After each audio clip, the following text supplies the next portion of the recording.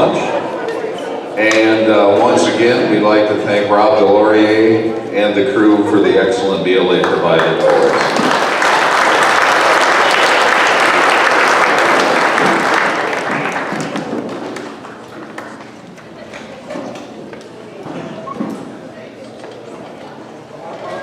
Trying to find all my notes here.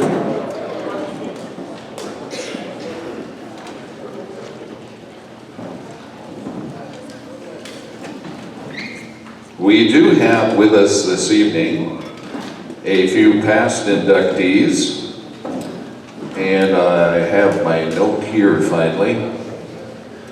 And as I read their names, would you please stand up and be recognized? First one up is Mr. Fred Full.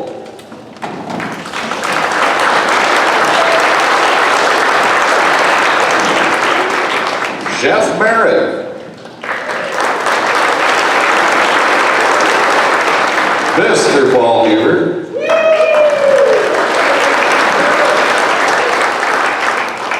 Let's hear it for Coach Jerry Jingles.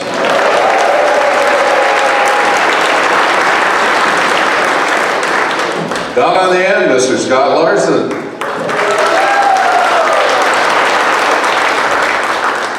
Marion Cowboy O'Lean.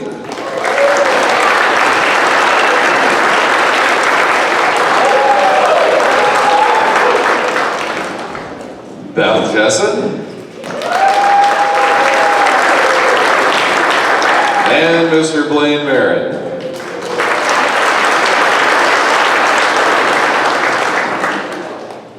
You might be surprised, but an event like this just doesn't fall together and happen all on its own. We have a committee of some outstanding citizens, and we would like to recognize them. So those of you on the committee that are in the gym, would you please stand? Gordy Angismo, Harry Fink, Coach Jingles, Kevin Hansen, Mr. Greg Compliment, Milo Larson down there, Dave Leckie, the mom of our group, Patty Merritt, Chris Nemitz, Allison Peshik, I'm not sure they're back yet, Alan Salty, and me, Delon Clarksean. This group is a great group to work with. Things go very smoothly. We don't have too many, if ever, disagreements on things. So they are indeed a pleasure to work with, and we thank them for all their hard work. One more thing. One of the back thought ideas behind this, and I'm glad to see Lauren Hacker here this evening. When this idea of having this event came up, one of the thoughts in the background in his thinking was that this would be an excellent opportunity to bring past students from Canby High School back into Canby and offer them an opportunity to give back to the Canby school system. And on the table, you'll find the new flyers that just came out for the Canby Blue and Gold Foundation. That was started by a group of forward-looking Canby citizens to establish a scholarship fund for the students of Canby High School.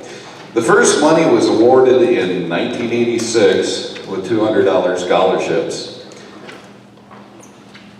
That same year, well, actually in 2006, another group of visionaries started the second phase of that program, that any graduating senior would receive a $1,000 scholarship. Since then, in 2022, that amount has been raised to $1,200. Today, Canby Blue and Gold has handed out over $750,000 in scholarships. In addition to private scholarships, the Canby community gave out last year alone $102,125 in scholarships.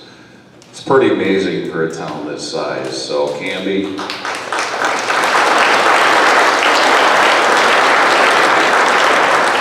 I get a chance to spend some time in the school, and the Canby kids are awesome. And some adults that I could deal with now, but no, the Canby kids are great. So the information is on the back here if you have been so blessed and would decide to give to that. Or if you want some more information, you can see me or Lawrence in the back. We'd be more than happy to visit with you about that. So with that, we'll begin the awards presentations, and we'll start with the Loyal Lancer. The Loyal Lancer category is awarded to individuals who have been a loyal and devoted supporter of Canby High School athletics. This year's recipients are Dr. Robert and Jody Olson. And Jody is here to receive this award on behalf of her and the late Dr. Milo.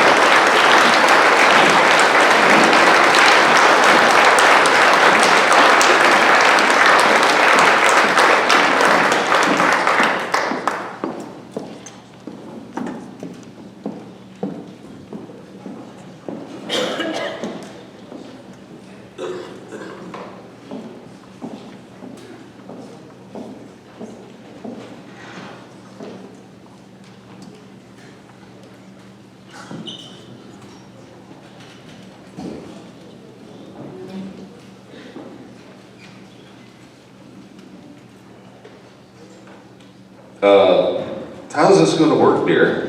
You know, there's just a tad bit of size difference. I'm too short. I bring my own box. Here we go.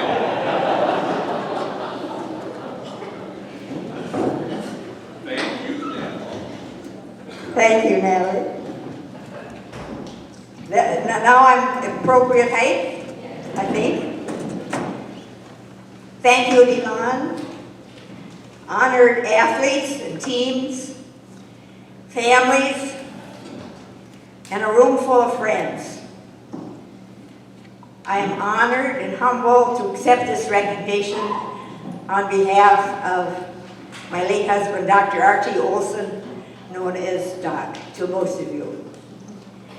Our thanks to the committees and all others for this event and this honor.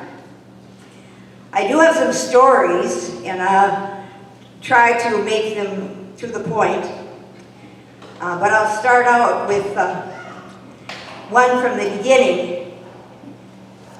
Doc was a Canby Lancer fan from the very beginning.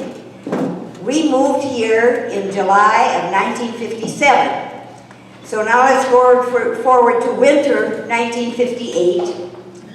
Canby Lancers boys basketball team were in the region finals. This is verified by Delon, and some of you may know this. This is 1958. I didn't check all this.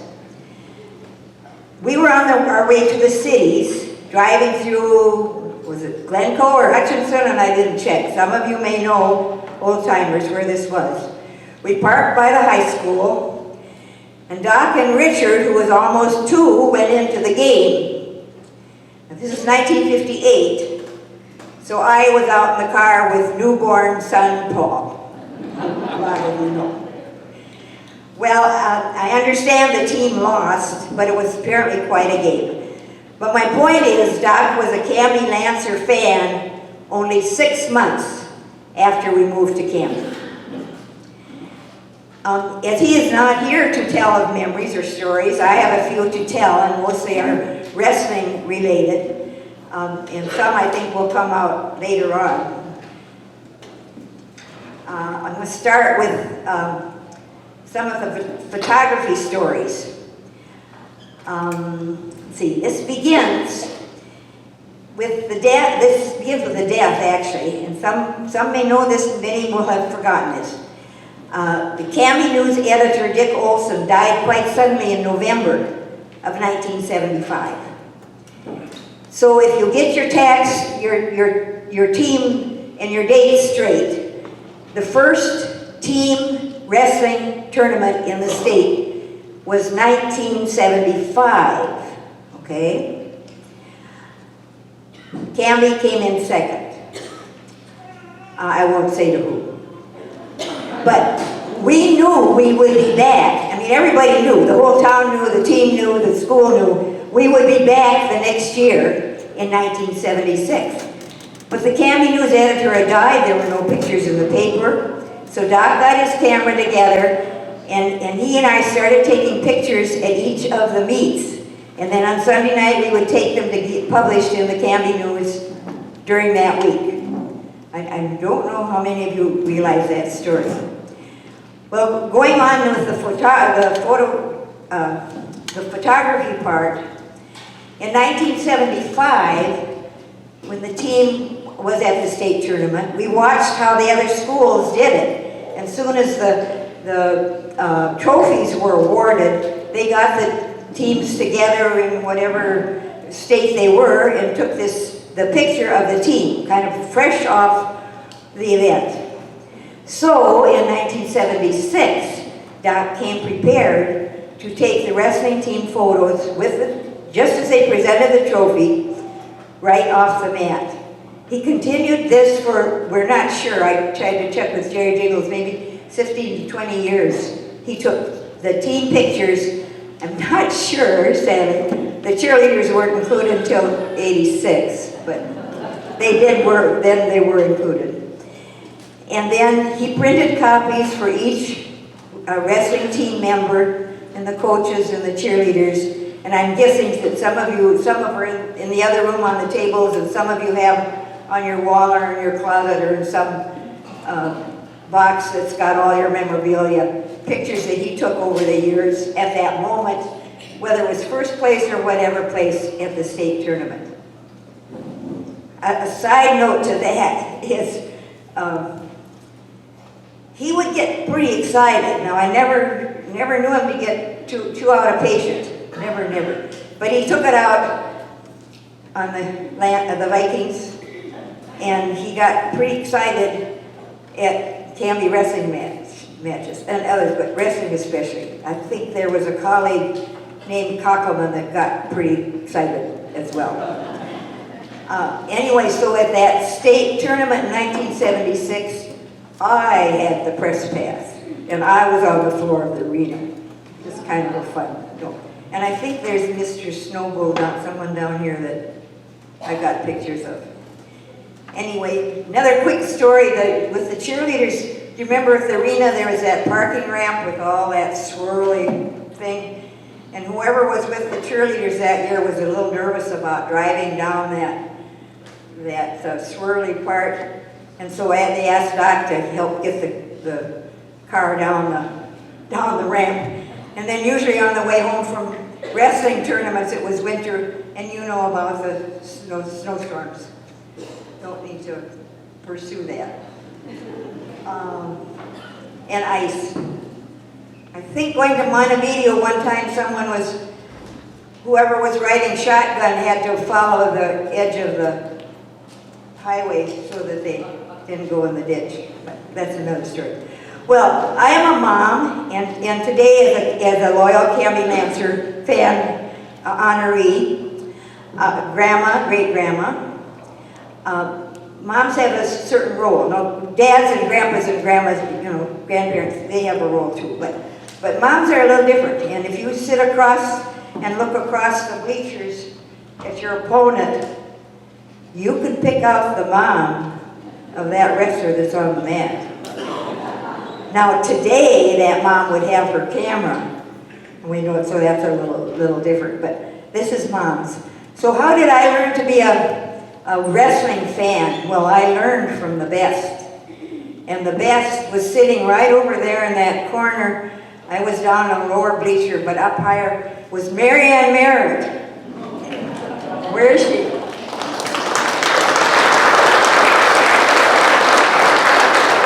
I learned from the best.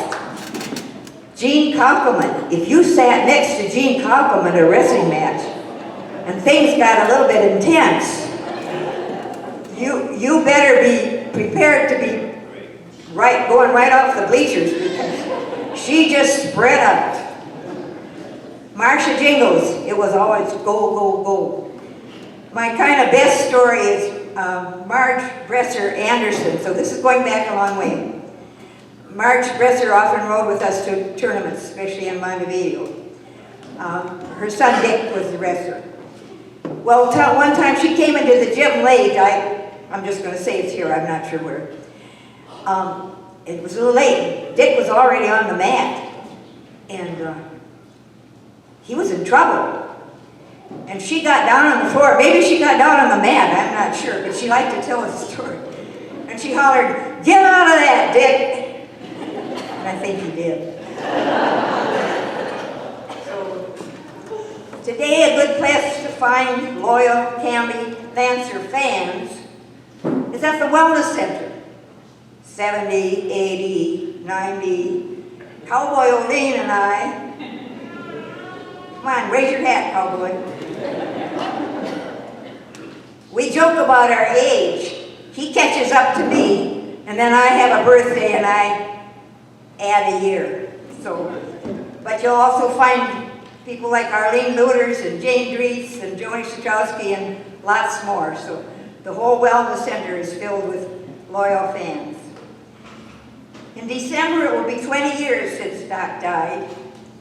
He lived life to the full.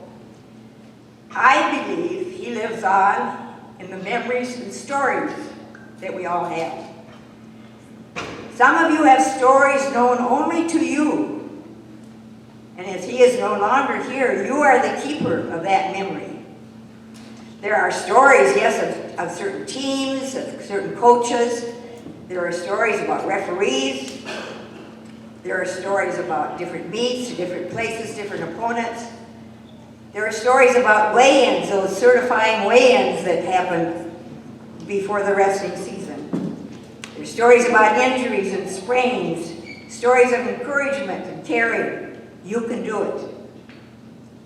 Thank you for myself, for Doc and my family, for this tribute, this opportunity to share these memorials and stories.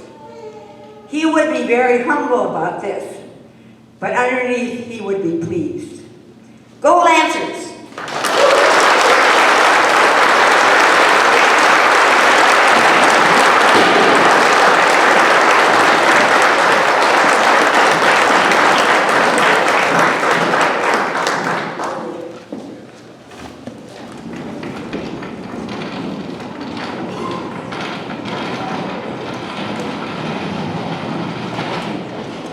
Thank you, Jody. Just kind of wondering, how many people here were delivered by or had kids delivered by Doc Olson? Yeah, that's part of Doc's legacy right there, isn't it? And those of you who still live here in Canby know what a tremendous asset Jody is to this community. And those of you that know Jody have probably been volunteered by here to do certain things. Yeah, that's why we love that girl. Now on to the athlete and coach categories. An athlete is a former current Canby athlete who performed with excellence and lettered in a varsity sport. Nominees must be or must have any credit to Canby High School and the community. Inductees may be either living or deceased. Candidates must be Canby High School graduates and out of high school for 10 years. Coach. A nominee must be a former coach who distinguished themselves by demonstrating exceptional leadership, character, and athletic achievement during their tenure at Canby High School and out of coaching for 5 years. Now, if you know anybody that fits those categories, please let us know. Information can be found on the Canby High School website, and or you can visit with any of the members that are present here this evening. So let's get into our first inductee, and that would be, how do I put this gently? In about 1968, he was my 7th grade coach. So Milo was just a kid when he first came to Canby, and he was my coach. And now to present for his dad, 2013 Hall of Famer, Scott Larson, would you please come and introduce your dad?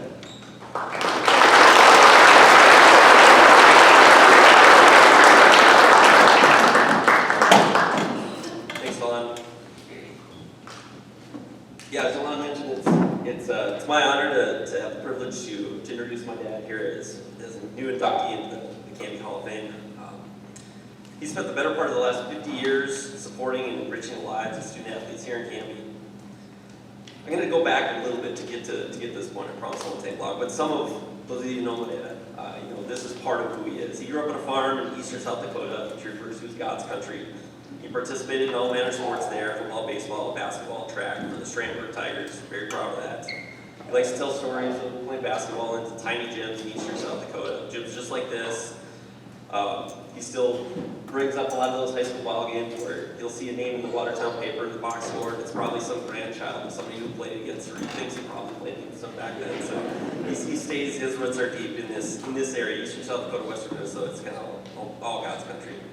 From there, he went to Gustavus Adolphus College, where he studied to become a teacher, played all manner of intramural sports there.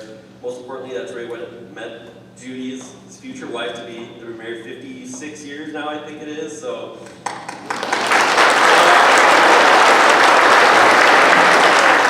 Graduated from Gustavus in 1965, got a job teaching business education here. We've been talking a little bit about teaching typing and accounting and those kinds of things here in Canby, and immediately got involved in sports.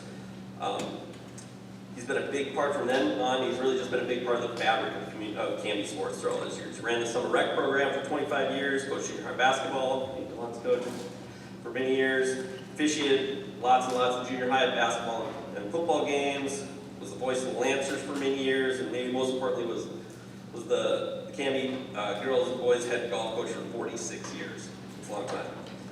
All that meant for many kids, he was their first coach. Maybe whether it was t-ball, he was their first coach, maybe junior high basketball, maybe golf, he was a lot of kids' first coach. And others, he was their last coach. The last time you put on a Canby uniform or Canby golf hat or whatever, he was the last official former athletic coach a lot of people had. And for every athlete that came through the halls of these schools, he was a supporter. It didn't matter the sport, he was there as a student in the class or just in the hall room saying, great job in the meet last night, good luck on Friday. He's just been a big part of Canby athletics. It goes much beyond golf. I'll let you read some of all the accolades that are listed out in there. There's a lot of them, right? Fans of the Year, 1987 with my mom Judy, and some of those other things. I think that's all really important, but really it's more about his character. He didn't grow up playing golf, but he picked up golf at a camp in northern Minnesota where he became sort of a self-taught golfer, learned enough about the fundamentals of golf and sort of the technical aspects of golf to become a golf coach. Those of us that continue to play golf to this day, there's lots of people in this room that maybe you weren't a competitive golfer, but you picked up golf somewhere along the line. It's a frustrating game. It's challenging. It's a never-ending series of what feels like failures. Competitive golf is especially that way, and that's really where Coach Larson's his character and just his understanding of how to meet kids and support kids really shine. He was always there with an encouraging word, and forget about the last shot, think about the next shot, keep your chin up, and just keep plugging. Whether that's a 7th grader just trying to figure out how to make contact with the ball and get it airborne, and he was so excited when they could actually get the ball airborne, or if it was a senior who's been playing for 6 years and has gotten to be pretty good and thinks they have a shot at getting to the state, he tries to help them find that one little shot that's going to be the difference, the one thing that they can carry forward to make their day and to reach their goals in golf. So all of this, the biggest thing with my dad is I think, and I talked to lots of coaches from other teams around the area, from former players, and the biggest thing that everybody said is just how genuine he is and how much he just cares. He just always cared about the school, he cares about the kids, he cares about the people he's around, and I couldn't be prouder of that. I'm very fortunate to call my dad. I was fortunate to call my coach for many years. And with that, I'd like to present 2023 inductee into the Canby Athletics Hall of Fame, Milo Larson.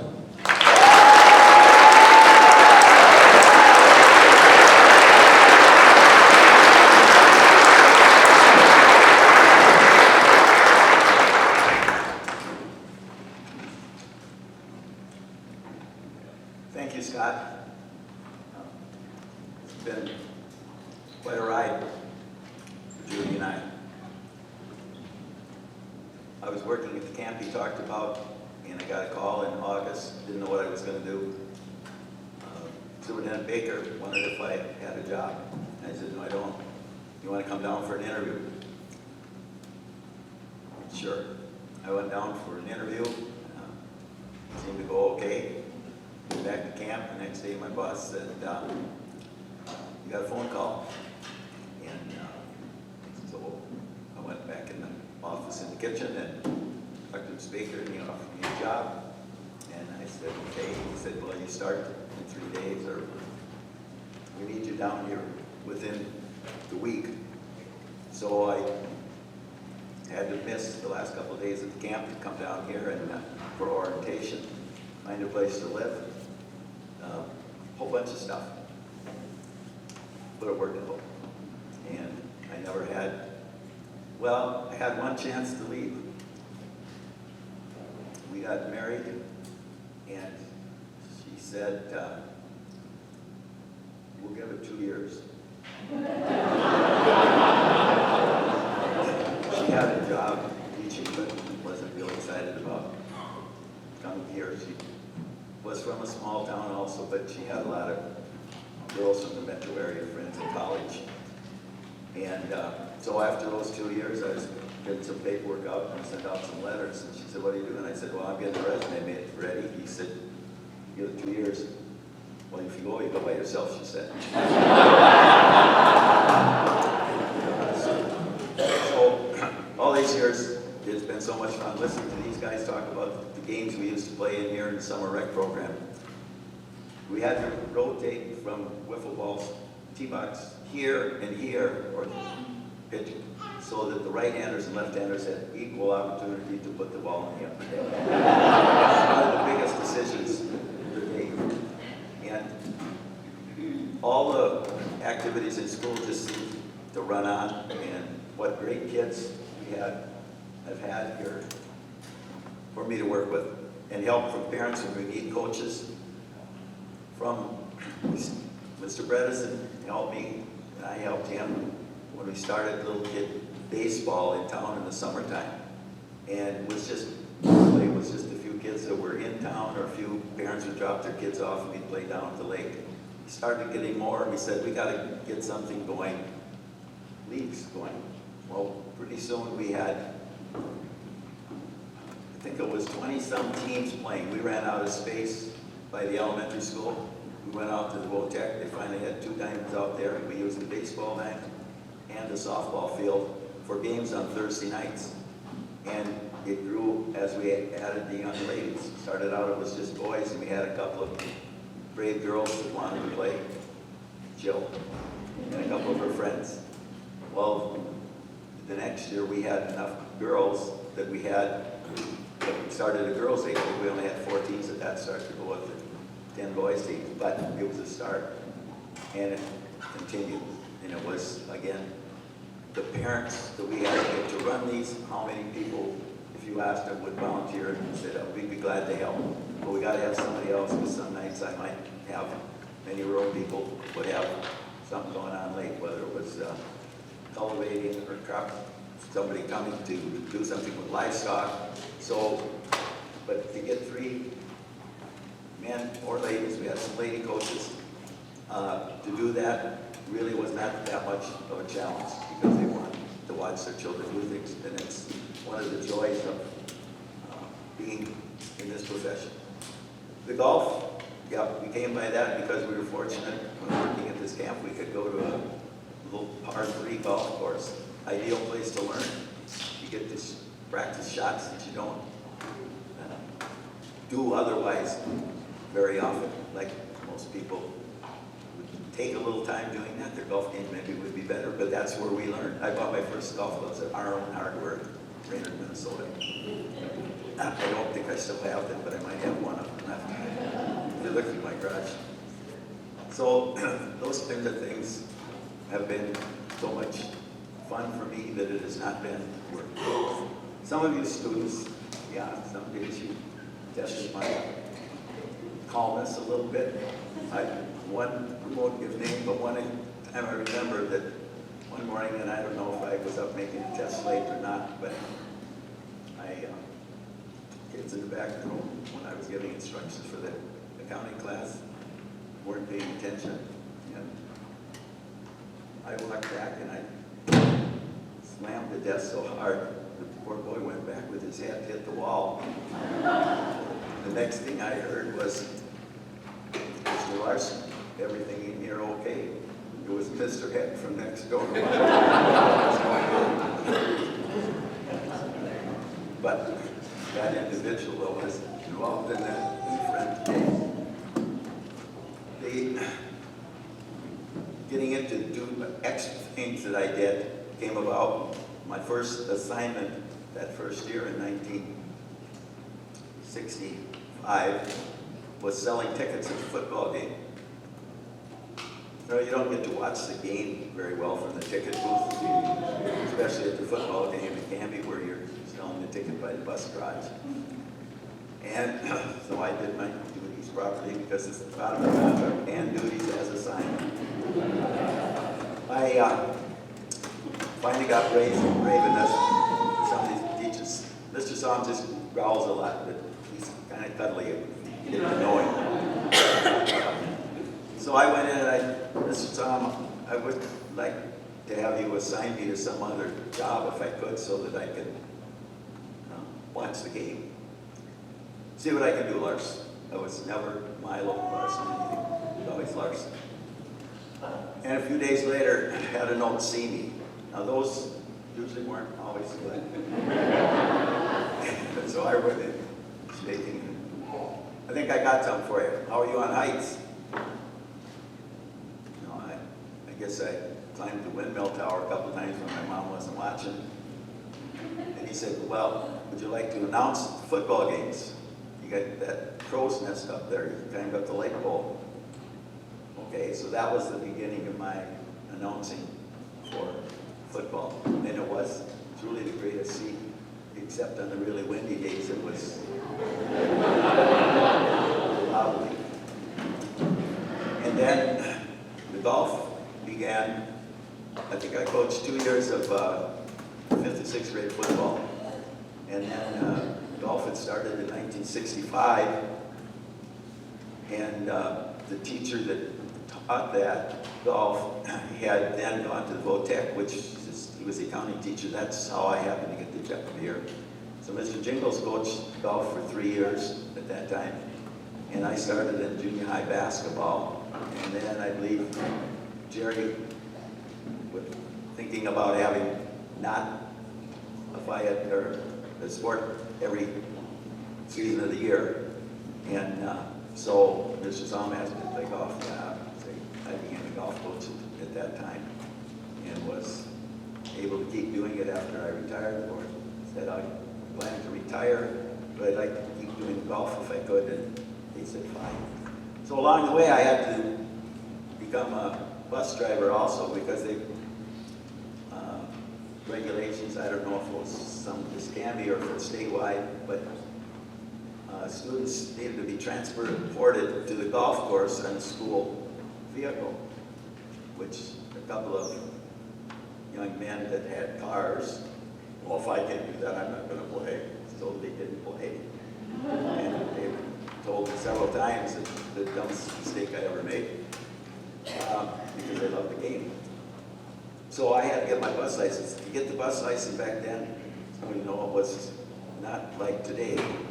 I took my car down to Ivanhoe, pretended it was a bus, had a guy set beside me, came to me for the park, and came back and he passed.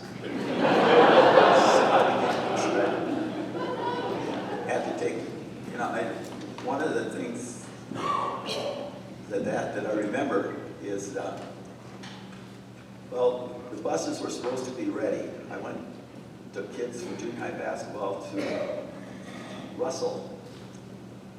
And on the way down there, I looked at the gas gauge. Buses parked outside, going to be ready to go. Well, it was inside. Backed it up, didn't look at the gas because we were running late. I had last period class.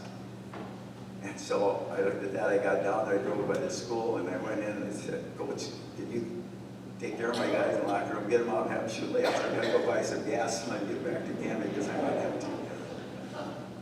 Well, I get back the next day and said something in the house. Oh, No, there was gas in it. We just, the gauge doesn't work, but I put the gas in. I didn't know that was what she had done. Spent my last $10. Thought I was going to have another coach. In Minneota, everybody got their bus items, or your Clarksean all in the bus. Yep, sure. Yep, okay. Shut the door, back up, I hear a crunch. Oh no. Somebody left there by the back door. You're not supposed to go in and out of the back door, but he left his stand there. His golf clubs were crooked and the bag was not in good shape. Another coming back from Madison, and it was getting about dusk. I thought, it's really getting dark tonight. They didn't have any headlights on the bus, just a little dim and moonlight. But we carefully snuck into town safely and took the back streets around town so I could get out to the bus garage quickly. All these little things were part of the job, but nothing really was as satisfying as I got watching kids succeed, have smile. We had not as many kids advance to state tournaments as we'd like, but I hope they all had fun playing a sport that they enjoyed, and you can still do it when you're 80. And the Canby Public Schools, Scott, thank you for the nice words. I thank you so much. And I really need to thank my scorekeeper for I don't know how many games, whatever the sport was. After I retired from teaching, I volunteered to golf coaches that basically Judy and I would run the section tournaments, so it's a real hassle if you're teaching and you have to do that also, because you've got all your schoolwork to get done and then line up the foursomes and all the arrangements for that. So I told the committee and they, coaches, ladies, all said, go for it. So we did, with great help from the Dawson, Dave Baldwin and Corey Larson, that developed a program to score before the state now has it, where it's all done by your telephone. And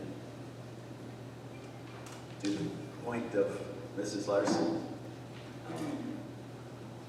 doing those things was just natural. We were a team for that. I also enjoyed doing wrestling tournaments. When we used to have tournaments here, doing scorebooks, I did finally figure out what a takedown was and what was between 2 points and 3 points. And I knew that again. I would get 6 points down. But all those things were made of all these 50 years, 60 years fun. And I thank you all for being here, committee, for what you've done for us. Thank you.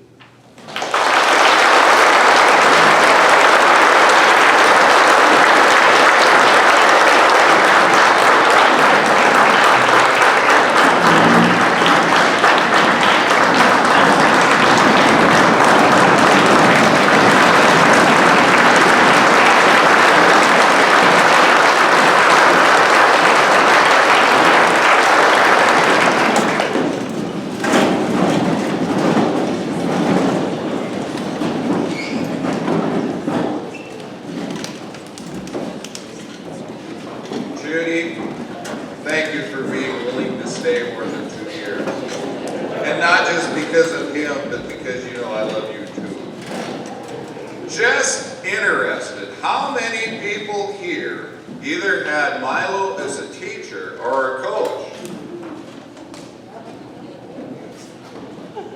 Look at that, Milo. That's the impact you've left on this community.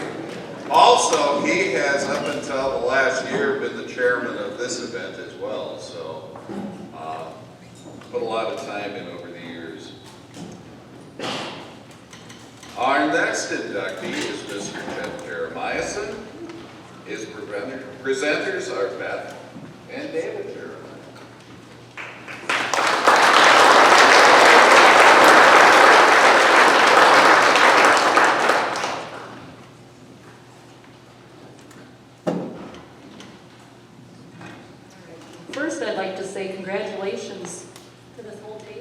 wonderful people. I mean, I just feel like I kind of have a connection to each of you. I've coached one of you, I've worked with you, and just congratulations. It's a really fun group up here.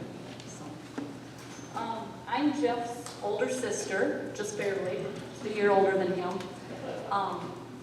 And I'm going to start out talking about Jeff, and then my younger brother David will finish off. So, Jeff, he's always been one of the most modest people I know. He feels like he's just being inducted here for baseball, and yet he's very intellectual. He feels like his intellect is what has gotten him to where he is today. But we're going to talk about sports today now. It's partially true that he's being inducted for baseball, but he's had to be a darn good athlete to get to where he is today. I feel he is probably one of the most athletic individuals to have ever graduated from Canby High School, though his undying love for baseball has always overshadowed just about everything in his life, including his wife and things. She would dare to agree with that. So, a few of you probably know he could have been a phenomenal runner. He can sprint like crazy, probably not anymore, but he was the leadoff hitter, I think, on every baseball team that he ever played on. He also has great endurance. He's run several marathons. When he was in Sweden on sabbatical for his teaching job, he ran the Stockholm Marathon there too. In high school, he was kind of that little guy, so he was running on the cross-country team, and he ran on that through his sophomore year. He didn't go out of his way to train much.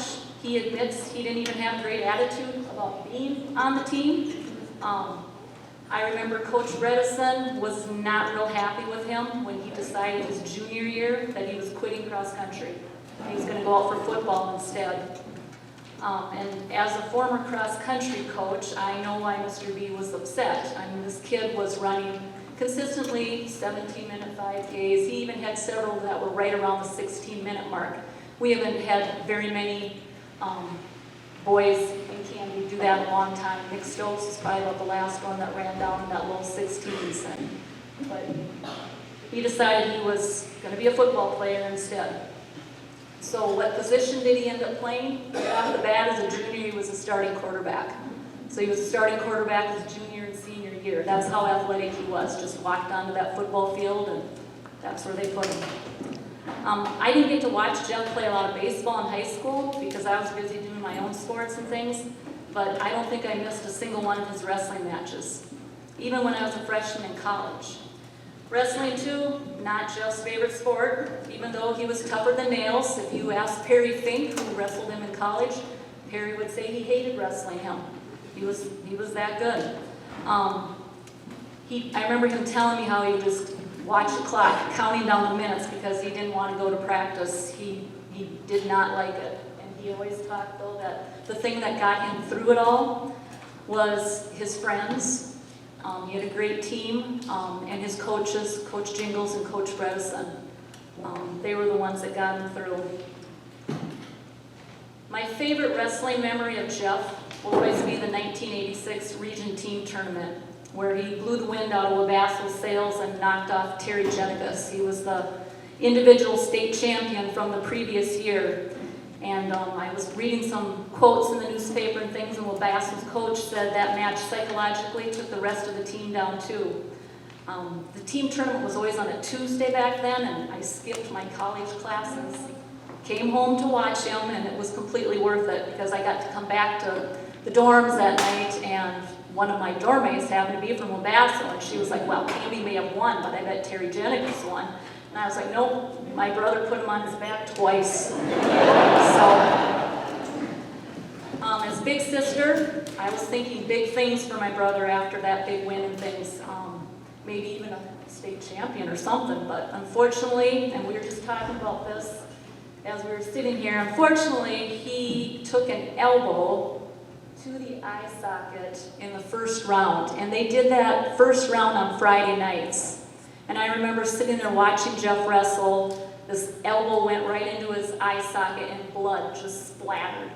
everywhere. Well, anybody knows how those eye injuries, the next day he was swollen up, black and blue eyes, both sides. Doc Olson stitched him up though. So he was able to wrestle, but he had this big mask on, and we won't talk about that. It did not go well. But I've talked to my mom about this too, and we always kind of thought, the 1986 state wrestling team, would they have won if Jeff had been in the individual tournament too? It's a lot of stress to run to be able to wrestle in both the individual and state tournament, and Jeff was very much a part of the 1986 state champion team. He went 3-0 at the state tournament, and every one of the guys that he wrestled was, they were all in the individual state tournament. And the biggest win he had was over Daryl Card from Staples. This guy was undefeated. He was ranked number 1 at 126 pounds, but he couldn't do anything against Jeff that day. Jeff beat him 8-1, and better yet, Jeff's win helped them come home with a 23-20 win over Staples. Staples had won the state tournament for the last 6 years in a row. And I always just wonder if Jeff had been tired out and things from that individual tournament, would he have been able to wrestle like he did in the team tournament? So I really credit him for coming back to help his team like that. I also remember, and I can't remember if it was one of the big city's news stations, maybe Mr. Jingles remembers, but they had an all-tournament team, and every kid in that was either a state champion or had done well for the team, but every single one was in as an individual state tournament wrestler, except for Jeff. He was the only one in there that was named to this all-tournament team as someone who didn't even make it as an individual. So I just want to end this by telling Jeff, thanks for all the great memories. I love you. It was so much fun being your big sister. So David played baseball with him, so I'll let you hear from David.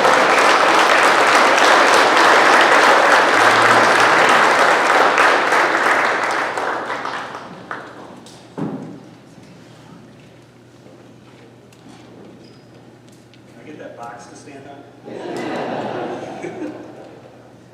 I might take this off so you can hear me if that's a little better. Yeah, it's an honor to be here to introduce my big brother in the Canby Athletic Hall of Fame. As Beth said, Jeff was a phenomenal multi-sport athlete. He excelled in cross-country, football, wrestling, baseball, but his true love was always baseball. And I had the privilege of playing with him a lot of baseball growing up. I always remember looking up to him. I was a 9th grader riding the bench when Jeff was a senior in high school. His senior year, Jeff pitched a 12-inning, 200-pitch complete game to win that was a district championship, I think, to win the district championship, which, I mean, I hope Hoimie's not here, but probably shouldn't have let him pitch 200 pitches in one game, but not great for the arm. But Jeff was just a phenomenal baseball player. I don't think I can count the number of different baseball games, crazy games that we made up out on the farm. Some of my favorite memories. Tons of games of wiffle ball. I see Jared Eilers here, who's played a few games of stickball in our backyard. All kinds of games that we made up. And they were so much fun. But the one thing Jeff always asked me to do with baseball, that was the only thing that I always regretted, was when he said, go get the catcher's mitt. Because that meant he wanted to practice pitching. And if you've played baseball with or against Jeff, he throws very hard and he throws very wild. No catcher's gear, no nut cup. Sitting in front of the barn watching Jeff jack fastballs and trying to learn a curveball was not the most fun part of growing up with baseball. But when he was locked in as a pitcher, he was a dominant pitcher. Huber reminded me of a game, Jeff had a game where he struck out 21 batters in one game, which is quite remarkable. But we also walked a few. I was reading through some newspaper articles before this, and I think it was the Rosen game. Jeff and I both pitched in the same inning, and we combined for 6 walks in one inning, which might be a record. Through high school and adulthood, Jeff played on just tons of different baseball teams. I won't name them all. But one that I thought was kind of special was in high school, we didn't have a Legion baseball team here. When I was in high school, I went and played for Lock Parle. Jeff was in high school, he went and played for Clarkfield. And that's where his teammate was Mark Jessen, who is now married to my sister. And that was a key part of their relationship, which happened through baseball, which is pretty cool. Jeff loved baseball. No matter where he went, he found a team to play on. When Jeff and Maria moved to Sweden and took their family there, of course, Jeff was looking up baseball teams in Sweden. Not exactly the baseball mecca of the world, but Jeff found a team to play on with the Gothenburg Sharks. And yeah. And I went over there to go visit Jeff, and he came to pick me up at the airport, and we were running quite late. It was the first game of the season, Jeff's first game with this team. Mind you, Jeff is 41 years old at the time. These guys are young players, probably most of them in their 20s. Some of them were paid players who played on the Swedish national team. But Jeff picked me up at the airport. We were flying to the ball field, straight to the ball field from the airport. Jeff missed all the warm-ups for that game. As Beth said, Jeff was always the leadoff hitter because he's lightning fast. And he's almost always the leadoff hitter. When we showed up there, and Jeff was batting like 7th or 8th in the lineup, which was really odd to me.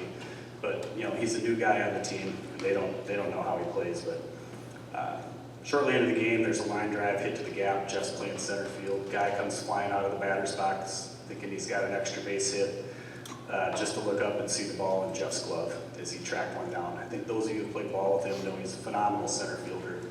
The number of times I've seen him track down line drives that nobody else is going to catch is awesome. But he also went 3 for 4 that day without even showing up for batting practice. And this team was really serious. I mean, a little more serious than the Canby Knights, but this team was serious. They had a player of the game after each game. Jeff's very first game playing over in Sweden, he was awarded the player of the game for that, which I thought was pretty cool. I spoke with Chris Nemitz this week a little bit, who we played a lot of ball together with. He shared that Jeff is probably the best baseball player that he's ever played with, probably one of the best that's ever come out of this high school. Spoke with the legendary Paul Huber. That's what your title is, right? Okay. He said, when I think of Jeff, I think great talent, great hitter, and a great guy. Paul shared Jeff was probably the most technically sound baseball player he's ever played with. He could have played any position on the field and become the best at that position. And that's true. Jeff was a real student of the game. One of my memories growing up that I thought was odd was Jeff was swinging a bat in the living room all the time. Constantly swinging a bat over and over and over. But I know what he was doing. He's, like Beth said, he's such an intellectual guy. He's visualizing pitches, his mind always working, and just preparing himself for the next at-bat. So, but I do have to share one story. My sister did share that Jeff is a very humble guy, and that is very true. But we all have our moments where our competitive side comes out, and maybe Jeff let his guard down on this one, but Paul Huber told me this story. Paul, I think you're getting a little old because I think you combined about 3 different baseball stories into one. So I'll tell the truth here because Jeff verified it for me. But yes, it is true. Jeff did strike out 21 batters. It wasn't against Milroy though. The game was in Milroy, but I think it was against Lamberton. I think we agreed. But we did play Milroy, and we did have some really colorful games playing against Milroy. Milroy is one of the best town team ball clubs around, and we had quite the heated rivalry with them and the Delon boys that all play in Milroy. The trash talk at these games was pretty legendary. My mother's here, so I won't go into detail. But Jeff was pitching on the mound, and Neil Dolan's coming up to bat. They have a little history, and Jeff says, "Hey Neil, you're too old to hit my fastball." And he proceeded to tell him what pitch he was going to throw, and proceeded to strike him out, which is pretty awesome. So I was joking with Jeff about that, and of course in Jeff's humble manner, he said, "Well, just so you know, later in the game I jammed him with a fastball, and he hit it off the handle of the bat and blooped it right over the first baseman's head." And he did get a hit off Jeff. But Jeff did remind me that Chris Nemitz was playing first base, so.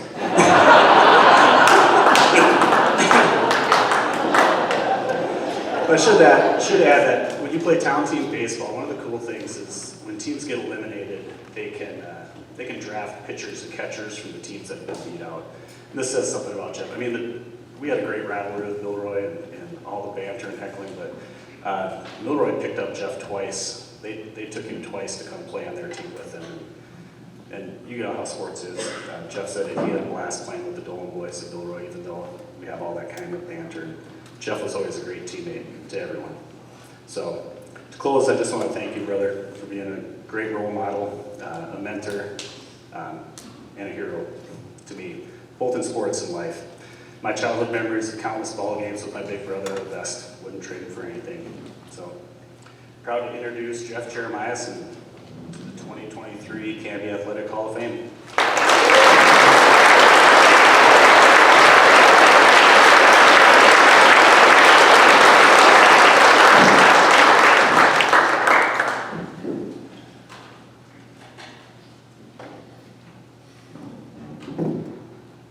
Thank you, David and Beth. It's a real honor to have your brother and sister introduce you.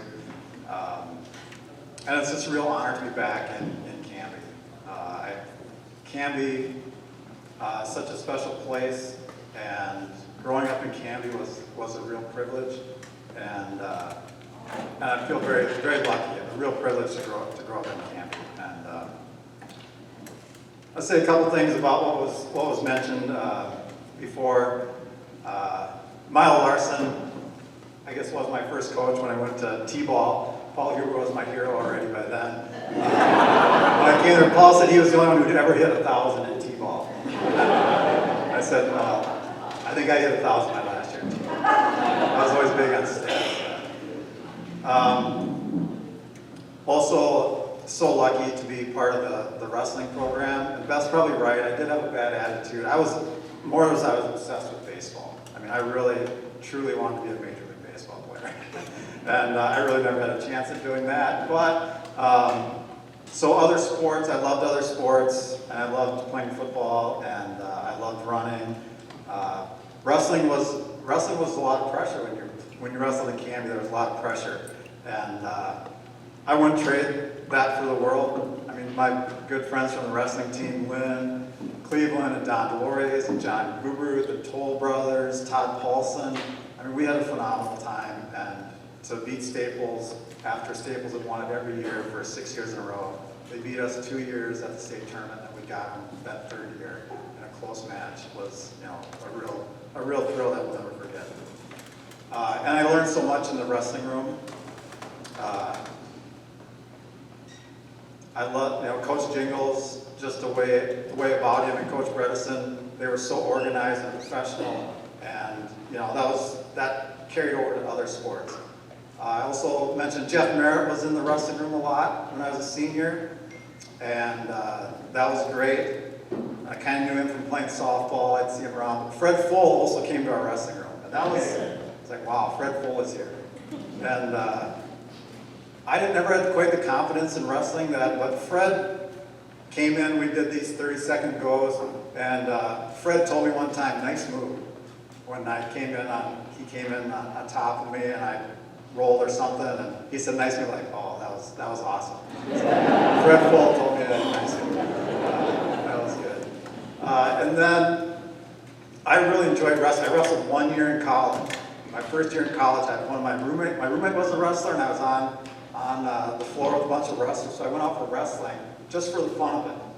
And we had good coaching. I didn't wrestle at all in the off season. I always played baseball. But when I got to wrestle some of these really good guys in college, and I had a really good base for wrestling, and I wasn't too bad in college, and I really had a good time. It was like, oh, you waited the day before, and you went to the wrestling tournament. There was no pressure on you. I don't know if Olsons remember this, but Doc Olson was at one of my wrestling tournaments. You might have saw Perry Fink beat me, but I enjoyed that 1 year I did of wrestling. And when Beth mentions, I was disappointed when I didn't make it to the state tournament as an individual my senior year, but I didn't really deserve to go. I mean, I'm sure I felt bad, but I lost that match. I mean, it was a semifinal match against a kid from Olivia, and I lost. I wasn't ready, and I lost, and I deserved to lose that match. And I think it probably did make a big difference with Staples, because if I would have my first round of state, I would probably wrestle Delon Clarksean in my first round in state tournament. So, and I kind of was an unorthodox wrestler with this tilting thing that I would do. And so if you wrestled me once, I might get away with tilting you a few times. The second time, you might get away. So it did help us probably win the state tournament that year. But I really had a good time in college. Perry Fink beat me twice in college. I only had like 12 matches, and twice I had to wrestle Perry Fink, which is not fun. Okay, so I'm not going to be too long here. I just want to say 1986 was for those of you, I'm the oldest inductee here, not counting Milo, of course. But,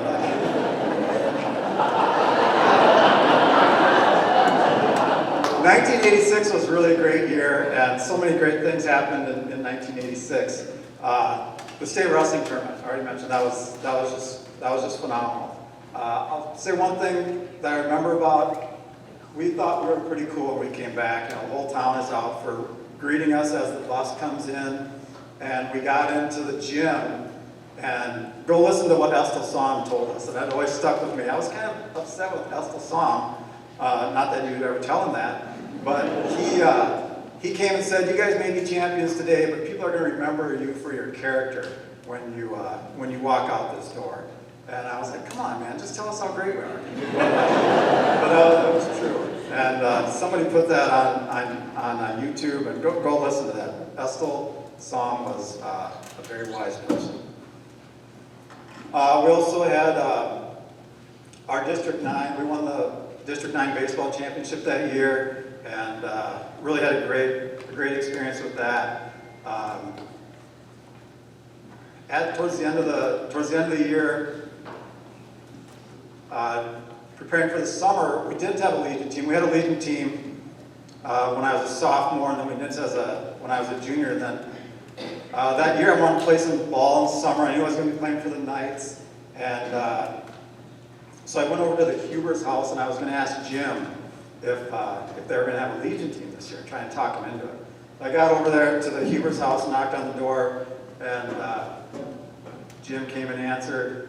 He was polishing Huber's All-American trophies. He said, Huber, Margaret was ironing his retired jerseys. There was a whole shrine to Paul when he walked into his house. No, that's not true at all. Although I asked him about his All-Americans. But anyways, so we did not have a Canby Legion team that summer. So I played for Clarkfield, and I drove to the Jessen farm and would ride with Mark and usually Troy Jeremiason to our baseball games. And I think that did it. And Beth and Norgaard were two of our biggest fans that came to all the games. And so that was a significant event of 1986 as well. And I had a great time playing for Clarkfield Legion. That fall, when I went to Augustana University, I met my good friend Randy McCloskey, who is here today, and so that was a really significant event in my life. Randy's famous, maybe you don't remember, he's often been in the Canby Hat Days parade. Okay? So one of the first times Randy came to Canby, we're like, where'd Randy go? Where's it? And it was over Hat Days. And here comes Randy, he's just walking down the freeway, waving it. So that was a great thing of 1986. And then I also met Steve Scott that year. Steve Scott and I were both freshmen at Augustana. And that eventually led to me meeting my wife Maria, who I've been married to for 32 years. Maria's Steve's sister. So that was another significant event of 1986. Yeah, so I don't want to take long here. I just want to say how honored I am to be part of the Hall of Fame here. I loved playing baseball for the Canby Knights. I played a lot of baseball in my life. Playing for the Canby Knights with my old friends was the best time I ever had. We could have used a coach to keep us in line a little bit. But 1986, that was a long time ago. Chris Nemitz was a threat to steal bases.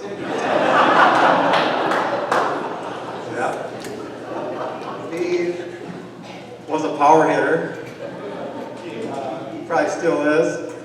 We had a great time, and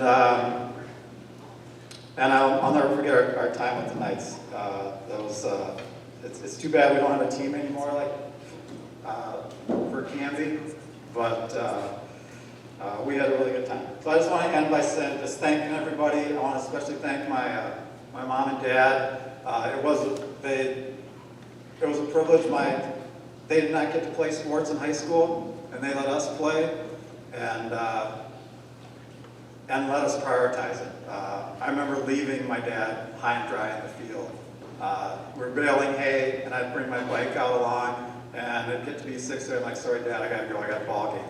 He goes, did it ever occur to you that I might say you can't go? Like, nope, that's sure not like it. And after my senior year of high school in 1986, I played on 3 baseball teams. I played for the Knights, I played for Clarkfield Legion, and I played softball. So every single day I was playing baseball, and I made good money that summer.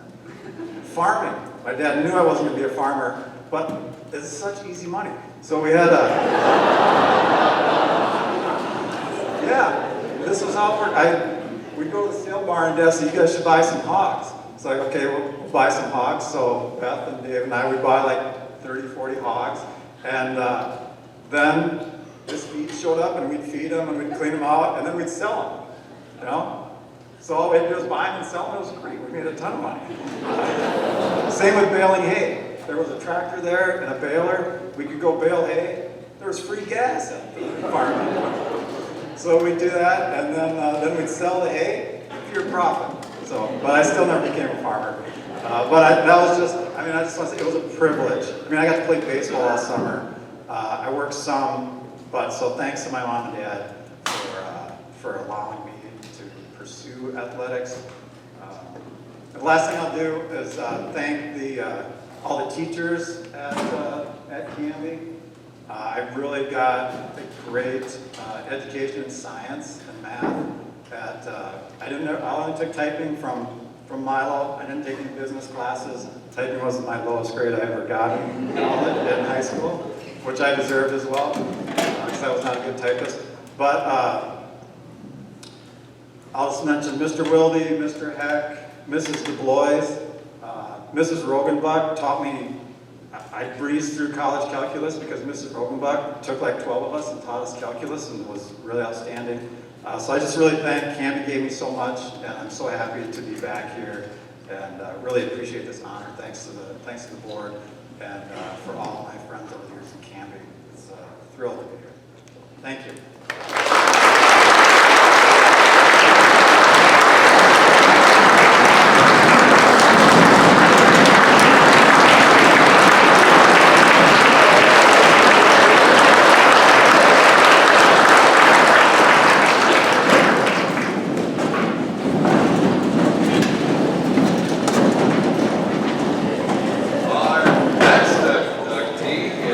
Natalie Delmonico, or Natalie Giese as I grew up with, and here to present for her, Coach Kevin Hansen.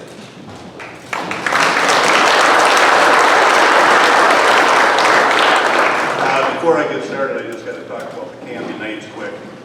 The rest of us Canby Knights that are in the room learned a lot. We had a lot of games on Sunday afternoons. So Sunday morning we'd get together about 11 or 12 o'clock. Whenever church would get done, we'd have batting practice and take some infield.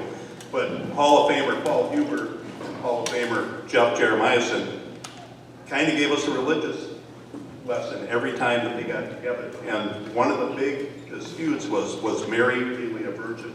And I think the rest of you understand what I'm saying. We'll leave it at that. It is my honor tonight to introduce our next Hall of Famer, Natalie Giese Delmonico. My name is Kevin Hansen, and I have the privilege and honor to be Natalie's varsity basketball coach throughout her career at CHS. Tonight I'd like to share a few things about Natalie with you. Natalie was always the hardest working and most dedicated player on the floor. She led by example and quickly developed into one of the best players in our area. Prior to Natalie's arrival on Lancer basketball scene, Canby had not seen a basketball player or athlete since Hall of Famer Kay Christensen. Natalie became the first girls basketball player to accomplish many first-time goals, and this was not an easy journey. Being a successful first is always difficult to do because you are setting goals for other players to shoot for. This is what Natalie did every single day. Natalie was the first girls basketball player in Lancer history to score 1,248 points. She grabbed 809 career rebounds. As a varsity basketball player, Natalie won 36 games. And the program prior to that, the 4 years prior, only won 12 games. So Natalie made a great impact right away. She was also her team's MVP for 2 years, all-conference for 2 years, all-state her senior year, and she made an instant impact on our program. In addition to being a standout basketball player, Natalie also was an exceptional volleyball player, earning 2 MVP awards and all-conference in volleyball. As a basketball player, Natalie was a leader and never wavered. As a junior, she broke her nose in a game on a Thursday night and came back the following Monday. Many of you may recall that game. The nose injury was brutal, but being Natalie, she played the rest of the season with a mask. Mark and Marilee were strong supporters of Natalie and Nicole and our entire basketball program. They spent endless hours in the gym watching hundreds of basketball games. With all you wrestlers in here, it was great to see Mark, a former wrestler, sitting in a basketball gym all that time. Their support was tremendous, and it impacted Natalie's career. Natalie was very aggressive on the basketball court, and I learned I needed to play zone defense with her and our team to keep Natalie out of foul trouble. To say she was aggressive was an understatement. She was feared by her opponents. She was a defensive beast. As far as I know, Natalie was the first girls basketball player from CHS to play D2 basketball. She started her college career at the North Dakota School of Science, where she was a starter from day one. After Natalie began playing college basketball, we took our team to watch her play. I will admit I had a smile on my face the entire game. I smiled because I was so proud of her for reaching the goal that she wanted, but also because her team, the Wildcats, played man-to-man defense.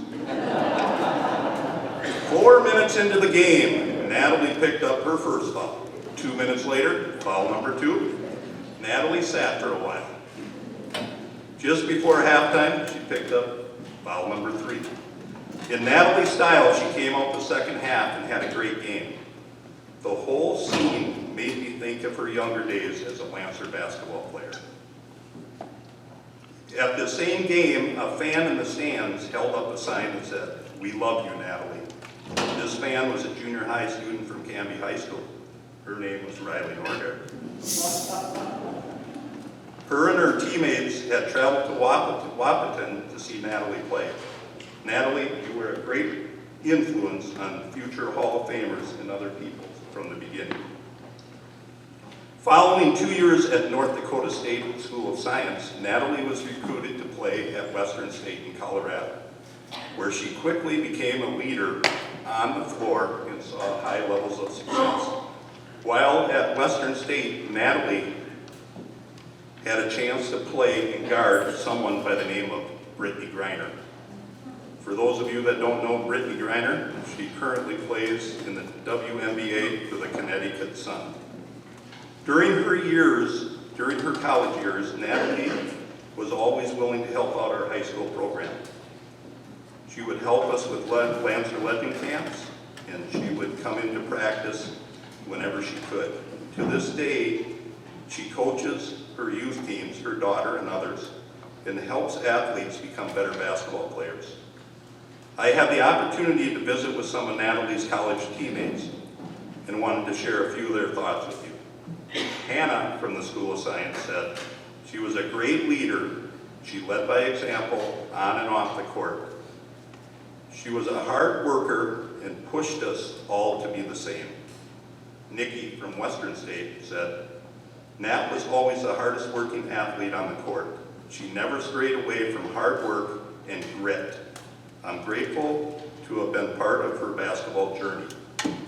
Skylar, also from Western State, chimed in, and she said, when I think of Natalie as a basketball player, I think of hard work and how she gave her best each time she stepped on the court. As a teammate, Natalie was an exceptional leader and someone that you could rely on, both on and off the court. The passion in which Natalie approached the game of basketball is the same that pours out of her in every aspect of her life. She is very deserving of this honor. And last but not least, an AAU and college teammate, Megan, said, Nat is one of the hardest working and dedicated basketball players I ever played with. She was a true leader and a person to look up to for her teammates. Aside from basketball, Nat is just an amazing human being. Sports teach us about life and give us lifetime friends along the way. And I'm thankful that my path crossed with Nat so many years ago in AAU, and then again in college. I'm lucky enough to have been her teammate, and still 15 years later, consider her one of my best friends. In conclusion, thanks, Ray. Natalie, you have forever changed girls basketball. You have raised the bar high, you've worked extremely hard and battled the odds, and you have given future Lancers something to shoot for. You will always be known for being a great leader and a teammate, and for your competitive nature, and for your dedication to Lancer athletics. On behalf of Lancer Nation, thank you, Natalie, for everything you have done for girls athletics in Canby. And ladies and gentlemen, Hall of Famer, Natalie Delmonico.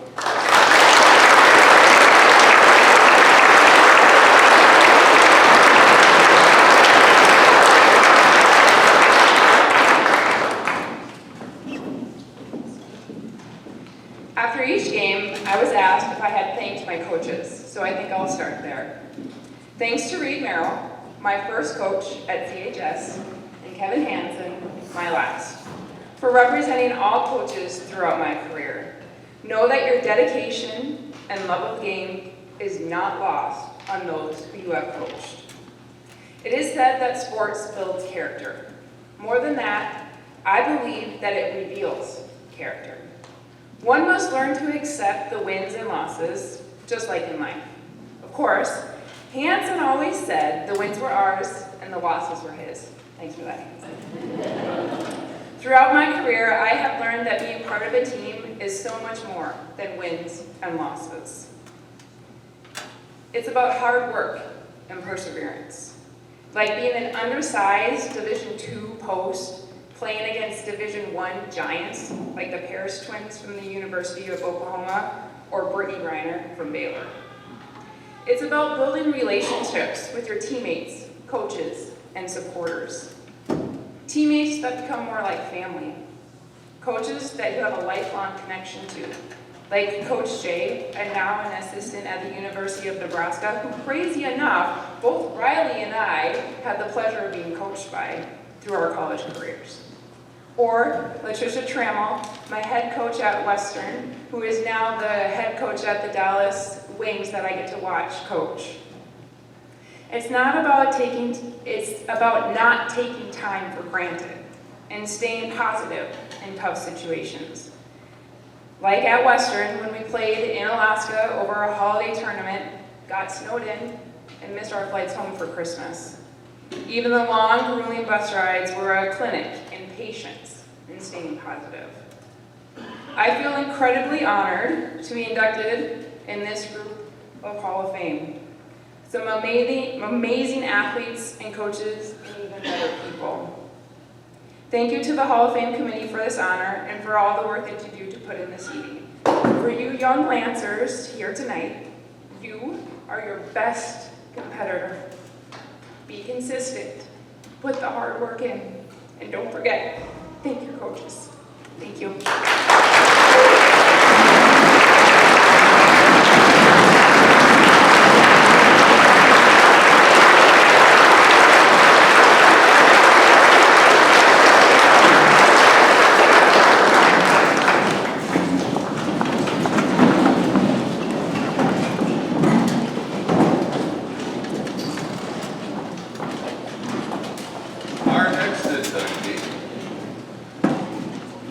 is Riley Norgaard. And here to introduce her is Coach Kevin Hansen. Just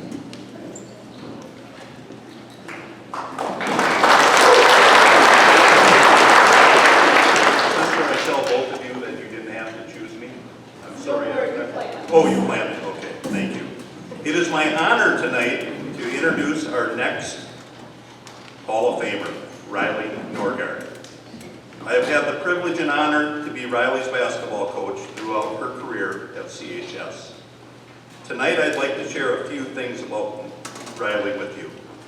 Riley rewrote and owns every basketball record at Canby High School on both the girls and boys side. She holds the record for most career points, 2,558, most career rebounds, 1,090, and most points scored in a game, 39. In the 2009-2000 season, Riley's team finished with the season record of 24-3. That was the best in school history. Riley's career record as a varsity player is or was 98-32.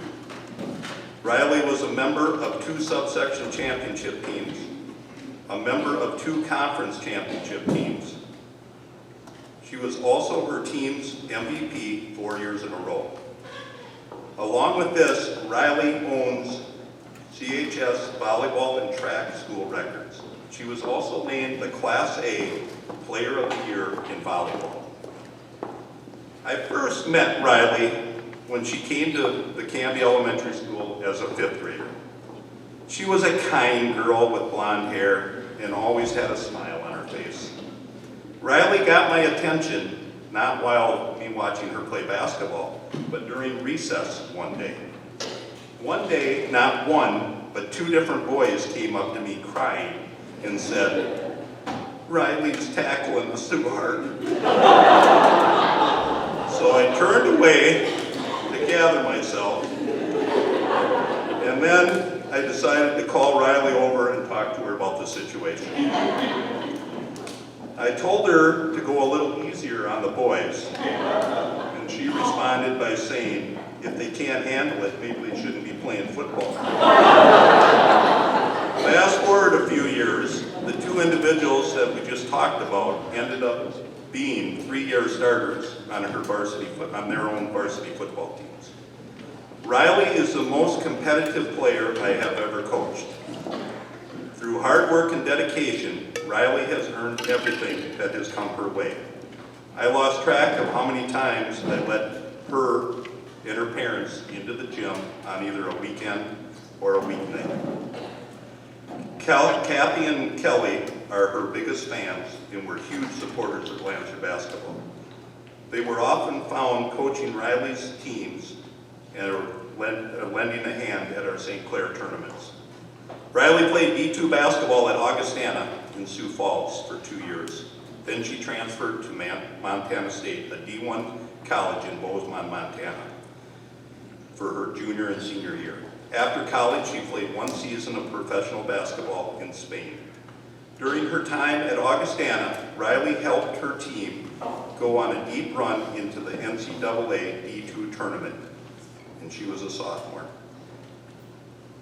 She then transferred to Montana State, and no matter where Riley played, she was always the best player on the floor. At Montana State, Riley got to play in the NCAA tournament against the number 2 ranked team in the country at the time, the Washington Huskies. Riley guarded their best player, Kelsey Plum, and did a great job on her. Plum still plays in the WNBA and plays for the Las Vegas Aces. For those of you that remember watching Riley play in high school, you may recall that she often talked to herself. She was either upset with the call, her opponent, or me. Ironically, I saw the same mannerism when I watched her play at the college level. That was her way of getting things out of her system so it wouldn't affect the rest of the game. I believe that was Riley's way of staying focused or refocusing. I remember a game Riley played in high school against KMS. Riley picked up her 4th foul 14 minutes to go in the game. At the time of her foul, we were up by 6 points. I had Riley sit by me when she was out of the game. That absolutely killed her sitting there, not being able to contribute to the outcome of the game. I proceeded to tell her, in Coach Hansen's sarcastic fashion, as KMS went on a 10-point unanswered streak, that this game was over. Riley got back into the game and played the last 9 minutes without picking up a foul, and our team ended up winning by 8. That was Riley. Determined and always competing.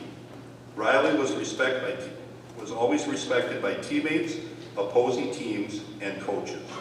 Here are what some of her teammates and coaches have said about her. Delaney from Montana State said, Riley was a fire at MSU.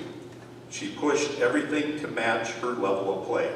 Riley worked hard in everything she did at MSU, whether it was basketball, school, or with the community. She was the idol of every young Bozeman girl growing up.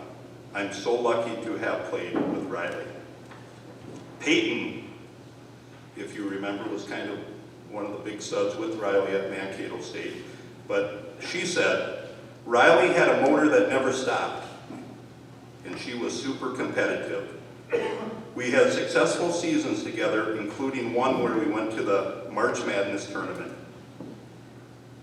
I would say a fitting model for playing with Riley is, let's go out and give him some help. And we did just that. Riley was a great player to play with on the court, but she is even a better friend off the court. So happy to hear that she is earning this honor, and to say that she is deserving of it is an understatement. And the last person, I talked to this lady for about an hour on the phone. Coach Ben from Montana State, Riley's head coach, said, when I watched Riley on film, it took me 30 seconds to see her impact. This young lady is a competitor. She's relentless, fearless, attack-minded, and impacts every facet of the game. I have never coached a kid with more energy than Riley.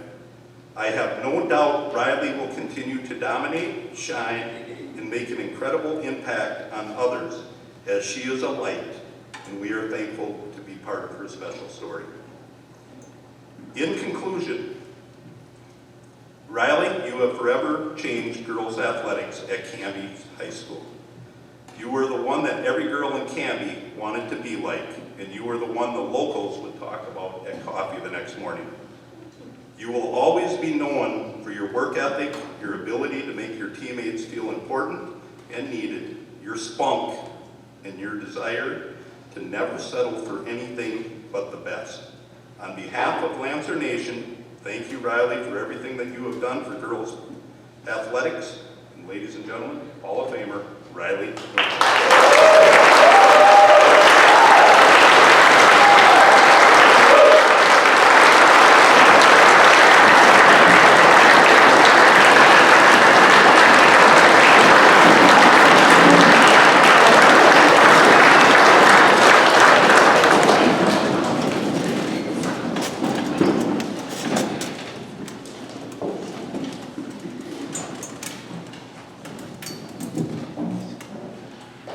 Thank you, Coach. Kind of making me blush. Do you remember those field nights at your house? Lisa, I know you know what I'm talking about. When we would always stay our welcome. We'd have a great big spread. We'd watch film. It'd be a Sunday night. And it'd be around 9:30, 10 p.m. Lisa and Kevin have kids of their own. They'd probably looking to go to bed and get their week started. Well, us feisty teenagers were having too much fun. And I think one night we ended up upstairs, tackling each other downstairs. We had Stella, your dog. Anyways, we always stayed way too long, and you guys were both so sweet and would never let us overstay our welcome. Or wouldn't tell us to leave, rather. So if this speech overstays its welcome, do me a favor and tell me to go home. Coach Hansen, how can I begin to describe how grateful I am for your contribution, not only to Canby Athletics, but to my life? Coaching can sometimes be a thankless job, and I want you to know that I realize everything that you and Lisa and your family really put into this program. From summer leagues to holiday tournaments, film nights, you guys went above and beyond, and I believe that made all the difference to our success. On behalf of myself and my teammates, we really want to thank you. Lancer Nation, man, it's good to be home. I'd like to start by saying congratulations to all the inductees. I feel honored and humbled to be standing here in front of you, a part of such an elite class of athletes. I'd like to specifically mention the woman to my left, Natalie Giese. I'll never forget meeting you. I believe I was 12 years old. I think I tried to copy your hair style. It was like, I want to be like her. It was the silliest thing. But your work ethic and success inspired me then, and still inspires me now. As Hansen said, I really believe my success, not that it was easy, but there was a roadmap. Whereas Hansen had said, for you there wasn't anybody else that you were chasing, right? The thought of this occasion really got me thinking about how I got here, and more importantly, who got me here. I've always been, as my mom would say, her most spirited child. From a very early age, I became obsessed with any sort of game or contest. I have some of my extended family here, and you guys might recognize them. They used to sit right next to the women's locker room. You probably recognize them being very loud fans, possibly yelling at refs. But I want to thank you guys for letting me play. I was the youngest, I was the runt. All I remember about my childhood was losing. But you guys are we're a very competitive family, but also a very loving and supportive family. And I just want you to know that I believe at a very early age, that's where my killer instinct was born. So it's you guys. And more so when I realized I hated to lose more than I really enjoyed winning. My brother is also here tonight. Not only was he a part of our competitive gang as kids, but he was my hero. Trav, I'd like to thank you for leading the way. As your annoying little sister, I've always tried to keep up, and keeping up with you was no easy task. You once said something, though, that I've always carried with me, which was, you can go anywhere from anywhere. It was your inspiration and wherewithal that challenged me to think bigger and to dream bigger. That coming from a small town doesn't mean you can't live a big life. I wouldn't be standing up here without you, but I can still be you one-on-one. Growing up a rambunctious kid in a rural area, my sweet parents, iPads are hard to read from.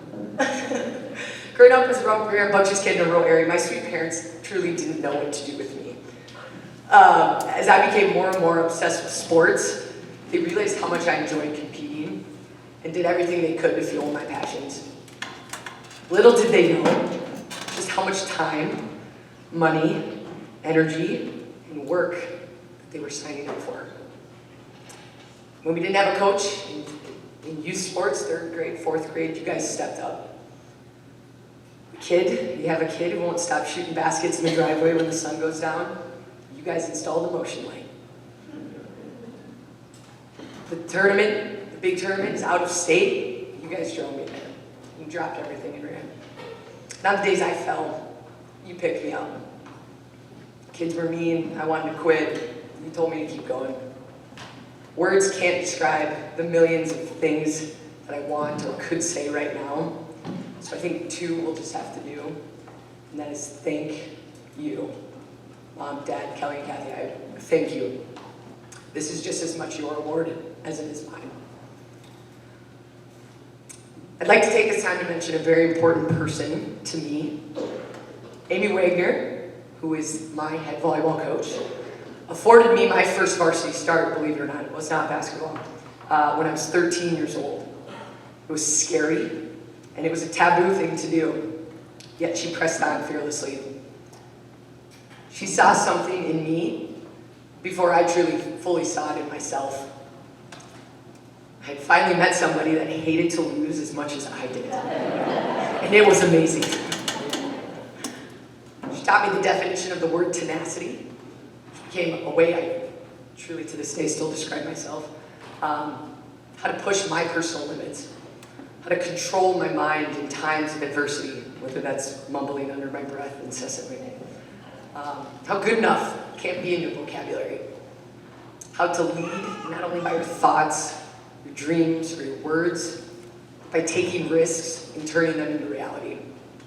I'm a smarter, stronger, and better person because of her, and I'm so grateful to have her in my life. If I could be a wags for just one person to help someone see how big they could be, I would consider that to be one of my greatest accomplishments. I wouldn't have done any of this if it weren't for her. So, thank you. And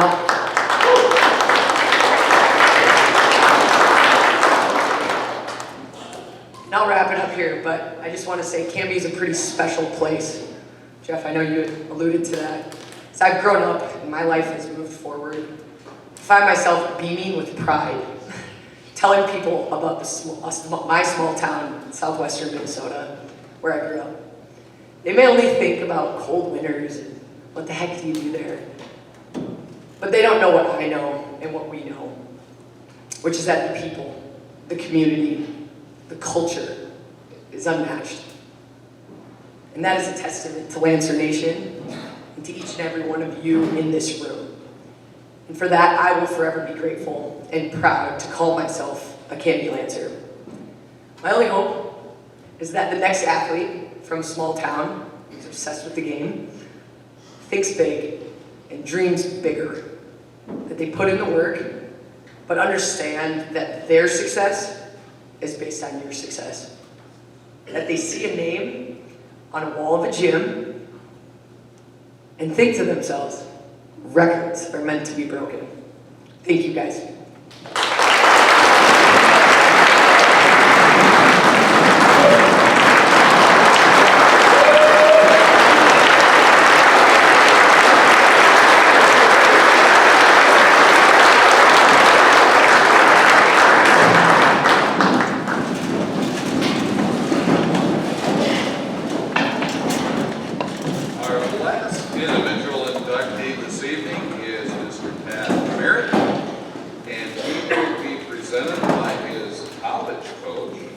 Steve Costanzo.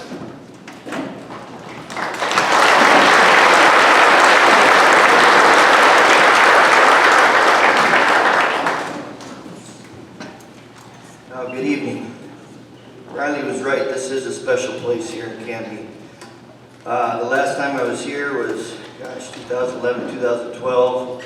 We were fortunate enough to bring our team into Canby High School and wrestle Southwest Minnesota State right in this other gym over here. When I got in there, I thought, wow, there sure is a lot of Husky fans.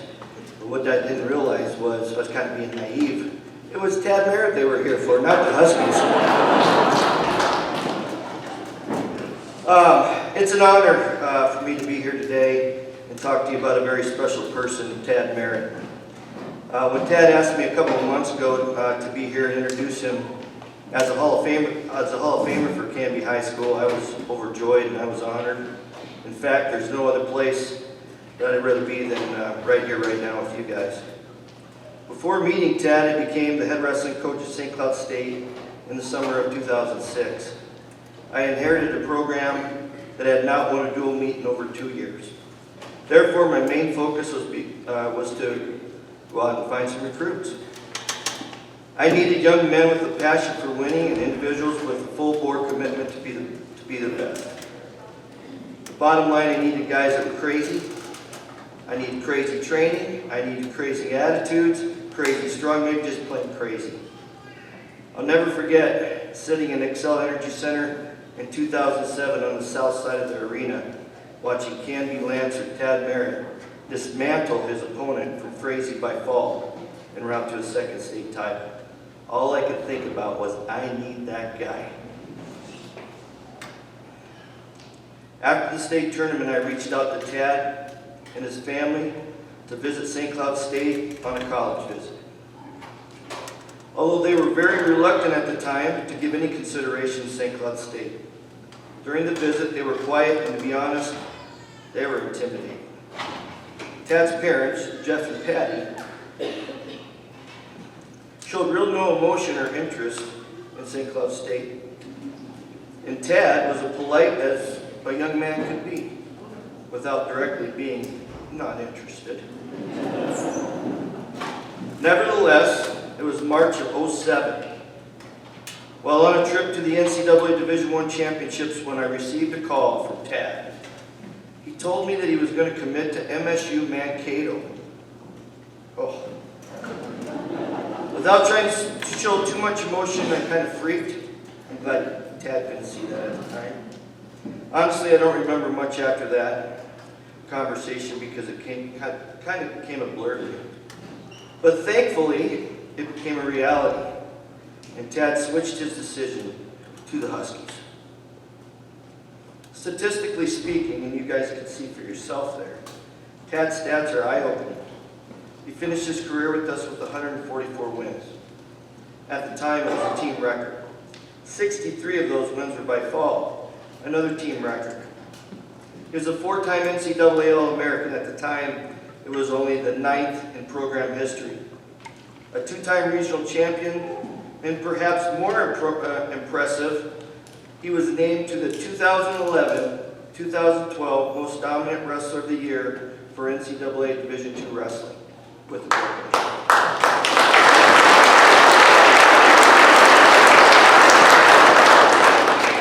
He inspired others with his work ethic and with his competitive spirit. He exuded confidence and transmitted the quality to all of his teammates. He was a moral builder, a young man who truly loved the sport. He prepared and dedicated himself to excellence, and yes he did. He had fun at times, but he was fun to be around. Like many other coaches, I've often been asked, "He was the best guy you ever coached?" Well, being a Husky wrestling coach. Well, for any of us to just mention just one who graced us with their talents and accomplishment, that would really be an injustice to all others. But I do know, Coach, that if you asked him who his top 10 lineup was, there's 10 weights in college wrestling, I guarantee you that guy right there would be in that top 10.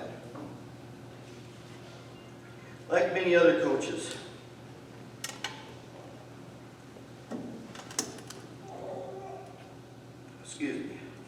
as I look back now on my last 28 years of coaching, I'm so proud to be able to say and honor that I coached Tad Merritt. And ladies and gentlemen, with affection and with a special sense of pride, I'm honest to present to you on this day of his induction in the Canby High School Lancers Hall of Fame, Tad Merritt.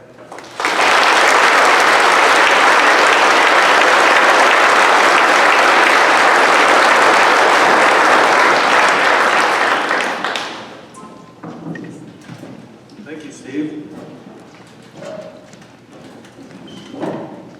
Oh, that was awesome. I do know that the hardest sport here is golf, by the way. Good evening. I'm honored to be part of this Canby Lancer Athletic Hall of Fame. A big thank you to Steve Costanzo for introducing me with that amazing presentation. Many of you do not know that he is telling the truth. The team was very, very poor when we started. But since then, he's had 5 national championships for Division II wrestling, 36 or more All-Americans, and I think there's 3 or 4 national champions he's coached. So thank you.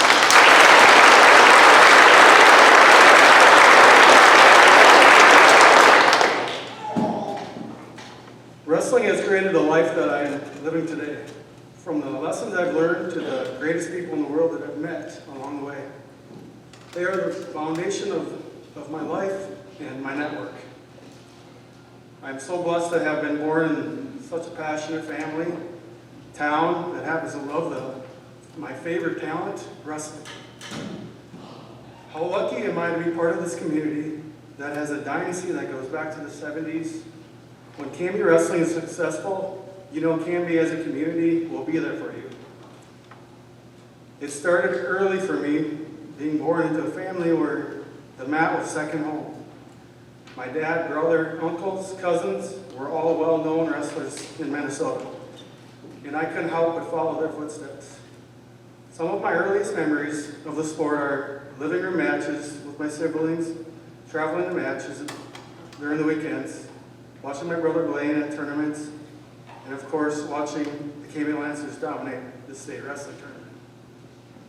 Witnessing the victories was awesome, but they won't have been meant anything without witnessing the hard work, dedication, and sacrifice that they put in.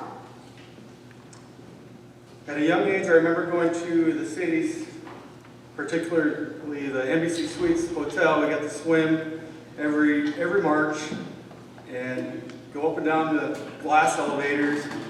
I just remember doing that, it seemed like every single year. And it was because of the 1994-95 team that's being inducted tonight. I recognize.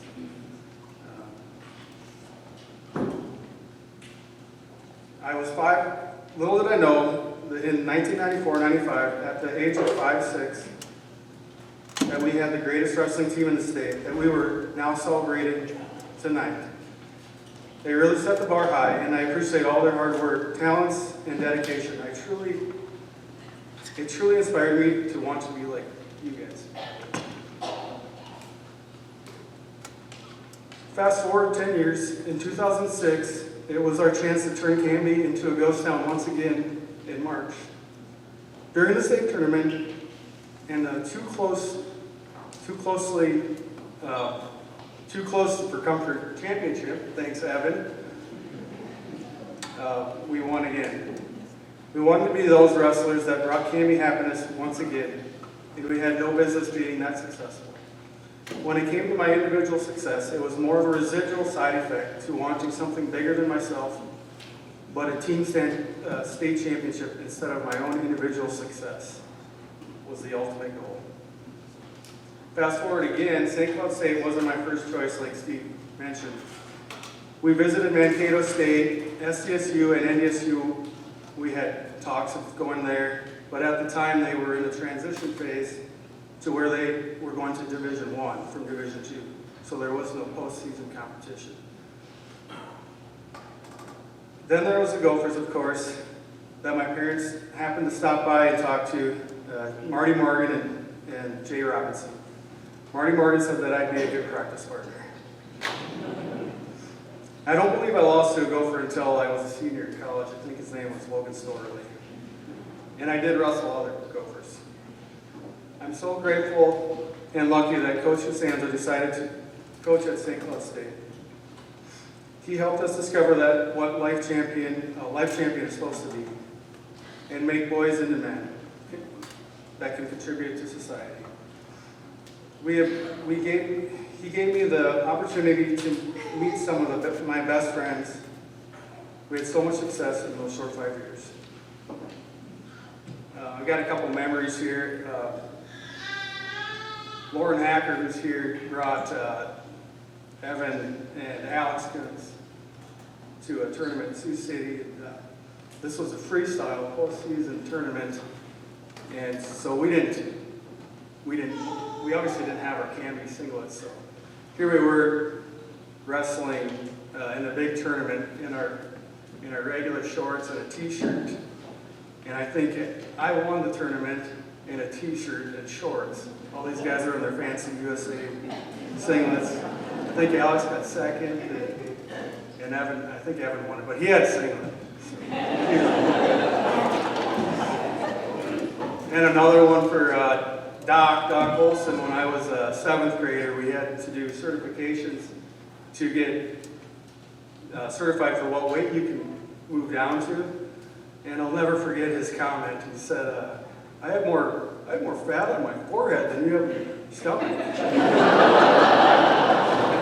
I'll never forget that. That was amazing.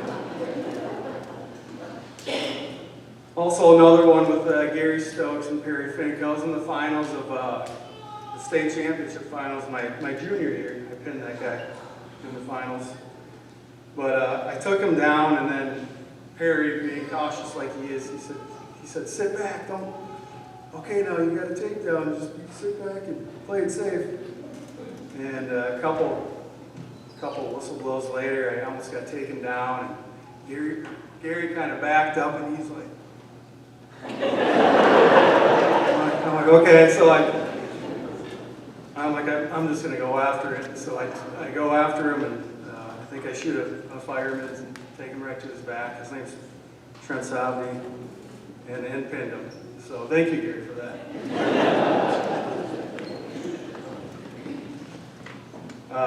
The other biggest thing, the coolest thing about this town is I think there was a line 2 blocks long for our match over here in the other gym. It's just amazing that I got to grow up in a town like Canby. Canby's amazing. I've got other friends that just don't get it. They've wrestled their whole life, and there's 5 people in the stands. Canby is a wonderful place to be a wrestler, that's for sure. Moving on, bottom line, wrestling is a tough sport. The success I had was a result of hard work, dedication, and focus. I was told that I was a natural. The truth is, I wasn't much of a natural. I woke up every morning, drove to school, made sure all my teammates were doing what they're supposed to, make sure we're getting ready for the next competition, physically and mentally. I set the goal of achieving championship status. I set my mind to it, and I worked hard to meet my goals. Wrestling has taught me life lessons, all of which continue to serve me well today. My hope is today young wrestlers can look at my achievements and know that they can do it too, as long as they remain focused, dedicated, and disciplined. Behind every athlete are countless individuals who have played big roles in shaping their athletic careers. I want to take a moment to acknowledge and express my gratitude to those people. First and foremost, my family. Your mom, you're amazing. I'm not sure how you do it, but you're superwoman. You have the most passionate, inspirational notes hidden in my bag that I didn't even know was there until I put my shoes on. Thank you, Mom. Dad, your ability to teach me without saying anything was more effective than anyone will ever know. I always set my goals a little higher than yours. Your accomplishments. When I had negative thoughts, I always thought of you and Mom coming to my next match and seeing my progress. And that inspired me. Thank you, Mom and Dad.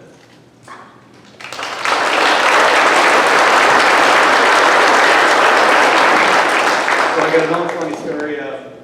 We were wrestling in Omaha, and they were the powerhouse. They were number 1.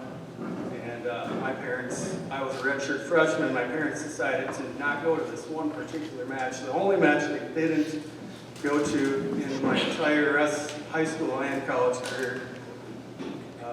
I was wrestling the number 1 kid, Aaron Denson was his name. And they obviously thought I was going to get killed, so they didn't show up. But anyway, I believe he took me down right away, and this was right when streaming was starting, so they could stream the match online. So they were streaming it, obviously, and I hope they were. And anyway, he took me down. I think he was pretty gassed, and I think he was cutting a lot of weight. But anyway, I started to gain on him in the second period, and I ended up winning the number 1 ranked kid in the country. And I'm pretty sure I could hear them cheering in Omaha from Canby. Moving on, Blaine, thank you for helping me recognize my talents, being able to give me a wider perspective of matches, always helping me get better. And being the most entertaining person on the guillotine during high school. Jana being one of my greatest fans, my youth tournament travel buddy, the one who always brought more trophies home than I did, of course, at wrestling. Along with my other 3 sisters, Quinn, Taya, and Morgan, thank you for being my biggest fans. my wife Hannah for always being there for me during my senior year of college and bringing me my 4 beautiful children. Thank you. I love you. Grandpa and Grandma, thank you for being, Grandma, one of the most selfless people I know. Thank you for coming to nearly every match, even if it meant taking a Greyhound bus to Pueblo, Colorado, with a bunch of about 40 rowdy Canby fans. And also Bob and Bonnie, the rest of the Merritt family, thank you for coming to pretty much every match of mine. Canby Lancer fans, thank you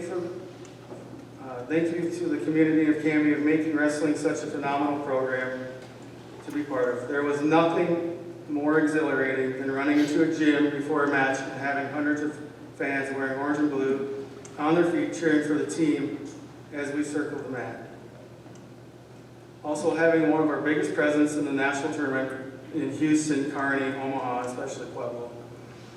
Coaches, I'd like to express my gratitude to my coaches, Jerry Jingles, first of all, when I was a junior high, Perry Fink, Gary Stokes, Steve Costanzo, thank you. You've not only been mentors, but also role models. You have taught me the value of discipline, teamwork, perseverance.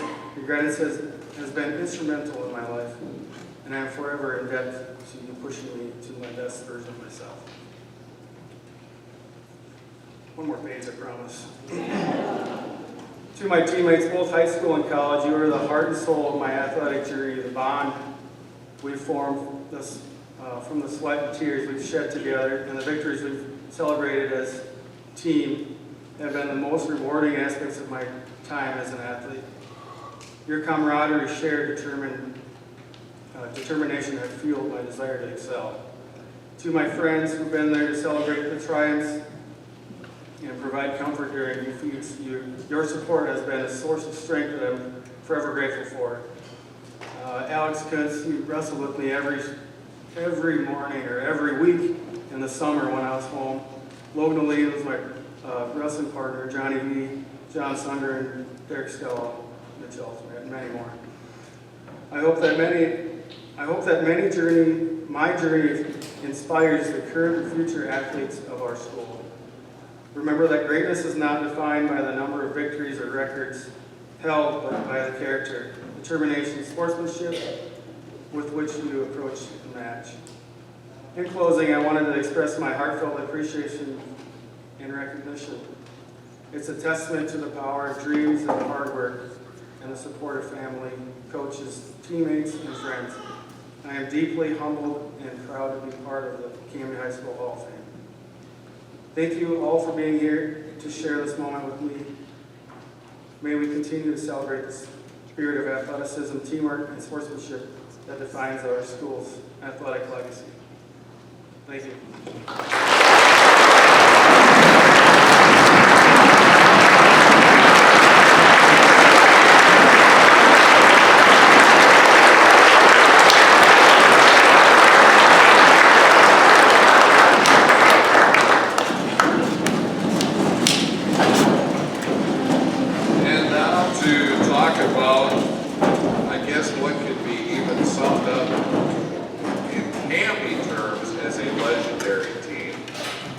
The 94-95 wrestling team, Mr. Brent Merritt and Mr. Chris Weber.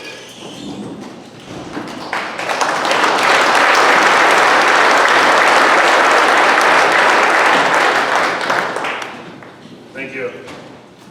When Coach Fink asked me if I would speak on behalf of the 94-95 team right away, I thought, absolutely. A little while later, I'm like, what am I getting myself into? So I spent the last 2 weeks trying to get somebody else to do it, and nobody else to step up. So here we go. First off, on behalf of the 94-95 wrestling team, I'd like to thank the Hall of Fame committee for choosing these teams to be inducted in the Athletic Hall of Fame. Along with other great athletes and the coach sharing the stage, tonight we're not only recognizing the most dominant wrestler in Canby history in Tad Merritt, we're also recognizing two of the most dominating wrestling teams in Canby history. Canby is definitely a community known for its wrestling teams over the past 50 plus years. And it's an honor that these two teams are being recognized for their accomplishments. In wrestling, when it comes to setting lineups, we always looked over in the corner and saw Perry and Gary sitting over in the corner doing the match on paper. You know how the coaches do that, they write out the lineups. Typically, those coaches are trying to figure out where we can move guys around to try to save some team points. But I believe in 94, 95, they were trying to put us in position to win every single match that we stepped out there and did. So we weren't trying to save points, we were trying to win every match. In 94, 95, there were 13 away classes and 3 alternates in the postseason. I truly believe that our team had 16 starters on it. And unfortunately, 3 of those couldn't wrestle that match. They had to sit out. Even with the success of these teams experienced, it was a roller coaster ride for many of these team members. In 93, many of these same team members suffered a section finals loss to HLOL, ending Canby's 18-year state tournament streak. That was a heartbreaking year not only for the team, but for the community. However, we knew we had something special. Our team knew that. Coming back the following year, we made it our mission to never lose again. We accomplished that goal, won 51-0 over the next 2 years, and reached a national ranking in the top 10. In 1995, we had 9 state entrants, 6 state place winners, the most of any year in Canby history. We were the only Class A team ever to win the Christmas tournament. As a team, we only gave up 17 pins the entire season. That's a huge accomplishment. It was amazing to feel the community support all those years and see all the orange and blue at the Civic Center. Without the support of the community, we could not have accomplished what we did. We always know in life that we remember the things that cause trauma as well as things that cause excitement. My wife often reminds me you can't remember what I told you yesterday, but if you ask any Canby wrestler or past wrestler, they can tell you who they wrestled in 94 in the Christmas tournament, what his name was, what school he was from, and what the score was. You guys all know what I'm talking about. Wrestlers seem to have a great memory for their matches from the past and are always willing to share when they get a chance. This team will always remember what we accomplished in 94 and 95, along with the brotherhood that was created during these special years. We're very grateful to have represented the school and this community. We had the best team that year, we had the best coaches, the best cheerleaders, some are with us tonight, and the best community in the state in 1994 and 95. I'd like those team members to stand up. There's quite a few of them here tonight. The cheerleaders, the coaches, the team members, so you can see who we're talking about. Go ahead, stand up.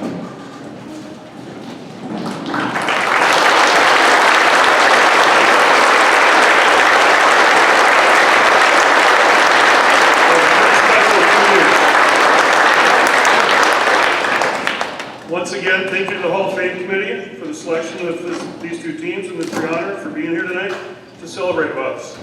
Enjoy the conversations tonight and have a great rest of your evening. I'm going to turn it over to Brent.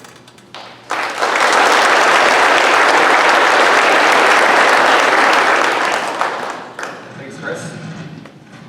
Thank you all for being here tonight. To start, I want to thank all the Canby wrestlers that stepped on the mat before we did. Going back to 1975 and all those great teams, Canby's, Jeff watched you as a kid, Dad watched you later. They set the bar for us, and they set that bar very high. And we had one goal, and that was to be the best. It didn't work out well in 1993, as Chris talked about. That was one of the most heartbreaking days in my life, in a lot of us. There was tears, there was doubt that we were going to go back to the state tournament ever again. There was we let the town down. That was we were really down in the dumps. But we got through that. We came back in 1894, we were a little bit under the radar. We went to the Watertown tournament and we won. And that was always a tournament that kind of set the standard for where you're going to be as a team going forward. When you won that tournament, you knew you had a good team. It was the best teams in South Dakota. They had been practicing for 2 weeks longer than us. We went in there and we dominated. We would end up going undefeated in 94. A couple highlights of that season, we had beaten Minnesota 52-4 in section finals. Everybody wrote us off. It was an independent. The Canby's run was over. Minnesota was a team to beat. They had a great team. They had great individuals.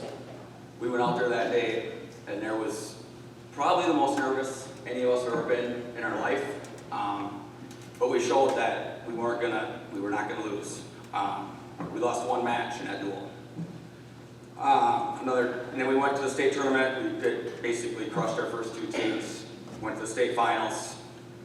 Nail biter, probably the most exciting match we ever wrestled. Came down to heavyweight. Wade Pestle beat a state entrant.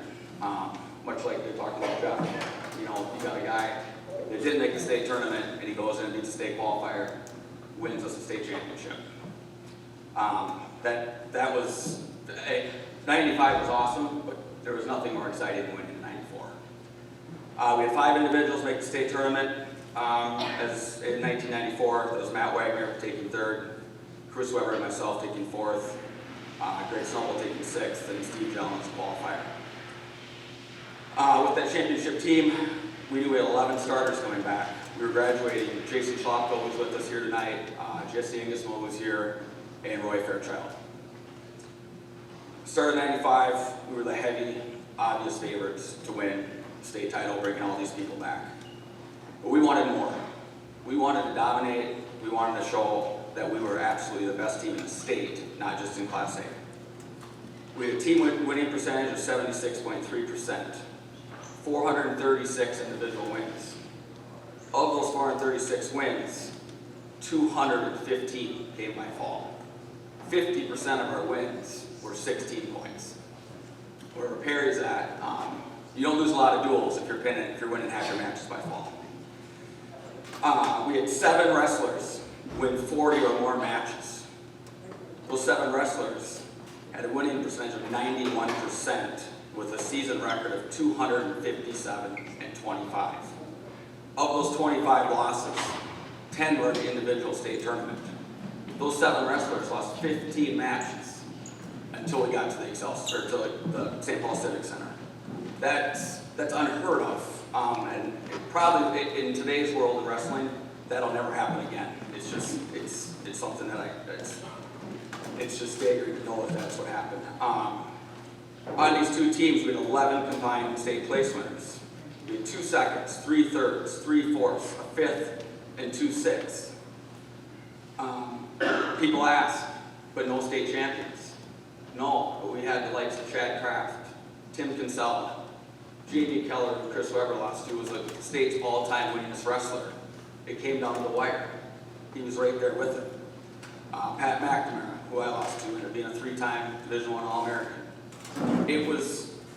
Some of that was just bad luck. We were in the wrong brackets, but we had our spot in the team, and that's where we went.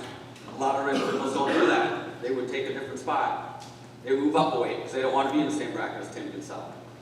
But we didn't do that. We had a team, and we did what we had to do.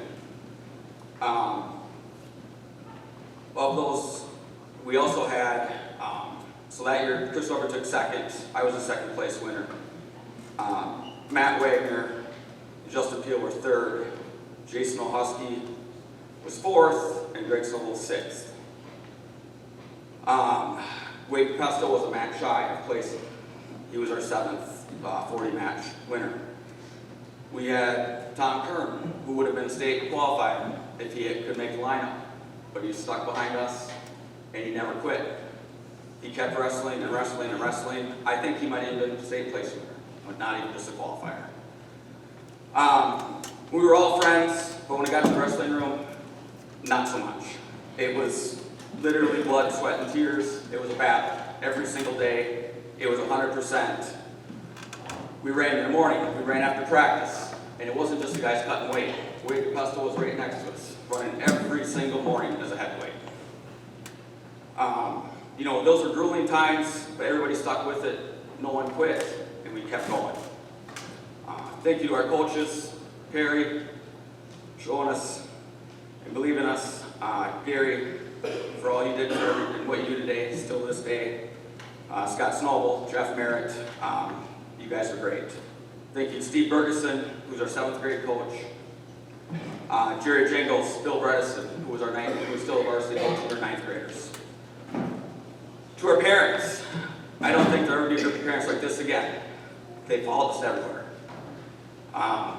Blaine, Hutchinson, St. James, Watertown, you name it, they were all there, and they kept believing in us even after that night that we lost HOA. Cheerleaders, you guys are great. You stuck with us. We were crabby. We were moody. Snowball was always happy. But they were great. I have an article here from the Star Tribune. Chris Weber mentioned a Christmas tournament. This was probably the highlight of our career. The title read, Small school posts big wrestling victory. Canby, one of the smallest schools among the 35 entered, flexed its wrestling muscle and easily won Minnesota Christmas Tournament at the National Sports Center in Blaine. The Lancers had 3 individual champions, a runner-up, and 3 third places, and accumulated 229 points to Mandan, North Dakota, who was second with only 124. Apple Valley or Corey tied for third with just 119.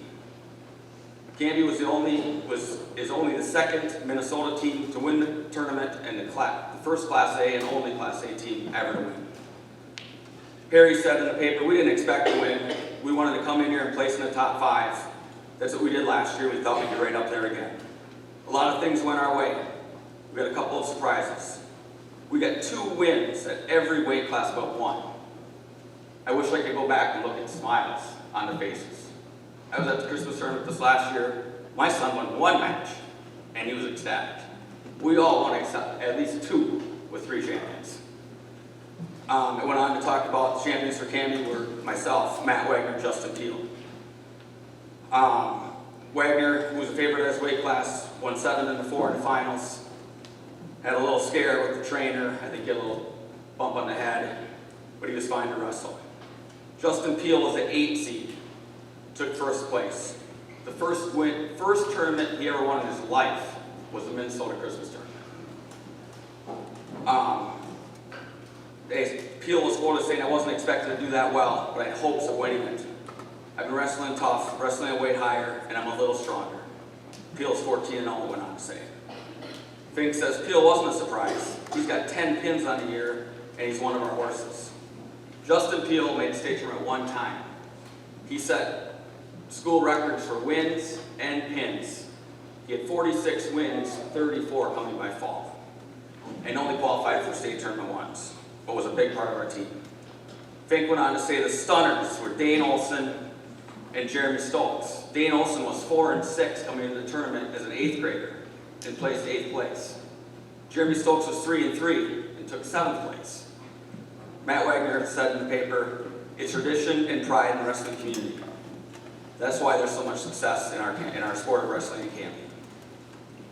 Canby was the Class A state co-champion Foley last season, the Lancers 6th state title, and this year is again ranked number 1. Last Saturday, the Lancers more than justified that rating. One thing they didn't talk about in that article was that on Friday night, it was a 2-day tournament. On Friday night, we statistically had already won the tournament. We didn't have to step foot on the mat on Saturday if we didn't want to. So that's, again, something that just does not happen, and it will never happen. It will never happen again with the quality of that tournament. In closing here, I truly believe this is the best team in the history of Canby sports, not just in wrestling. This was a group of guys that had balance, they had heart, and we believed in each other. As Chris said, we truly believed we could win every single match. Not every duel, every single match. Every time we stepped on the mat, we thought we were going to win. And if we weren't going to win, we weren't getting pinned. We were keeping it close, and we were going to win that duel by 30, 40 points. I want to thank you all for being here tonight, and thank you for this recognition. It's been 29 and 30 years for these teams. And guys, thanks for all the memories. Oh, we'll have a picture after we're done.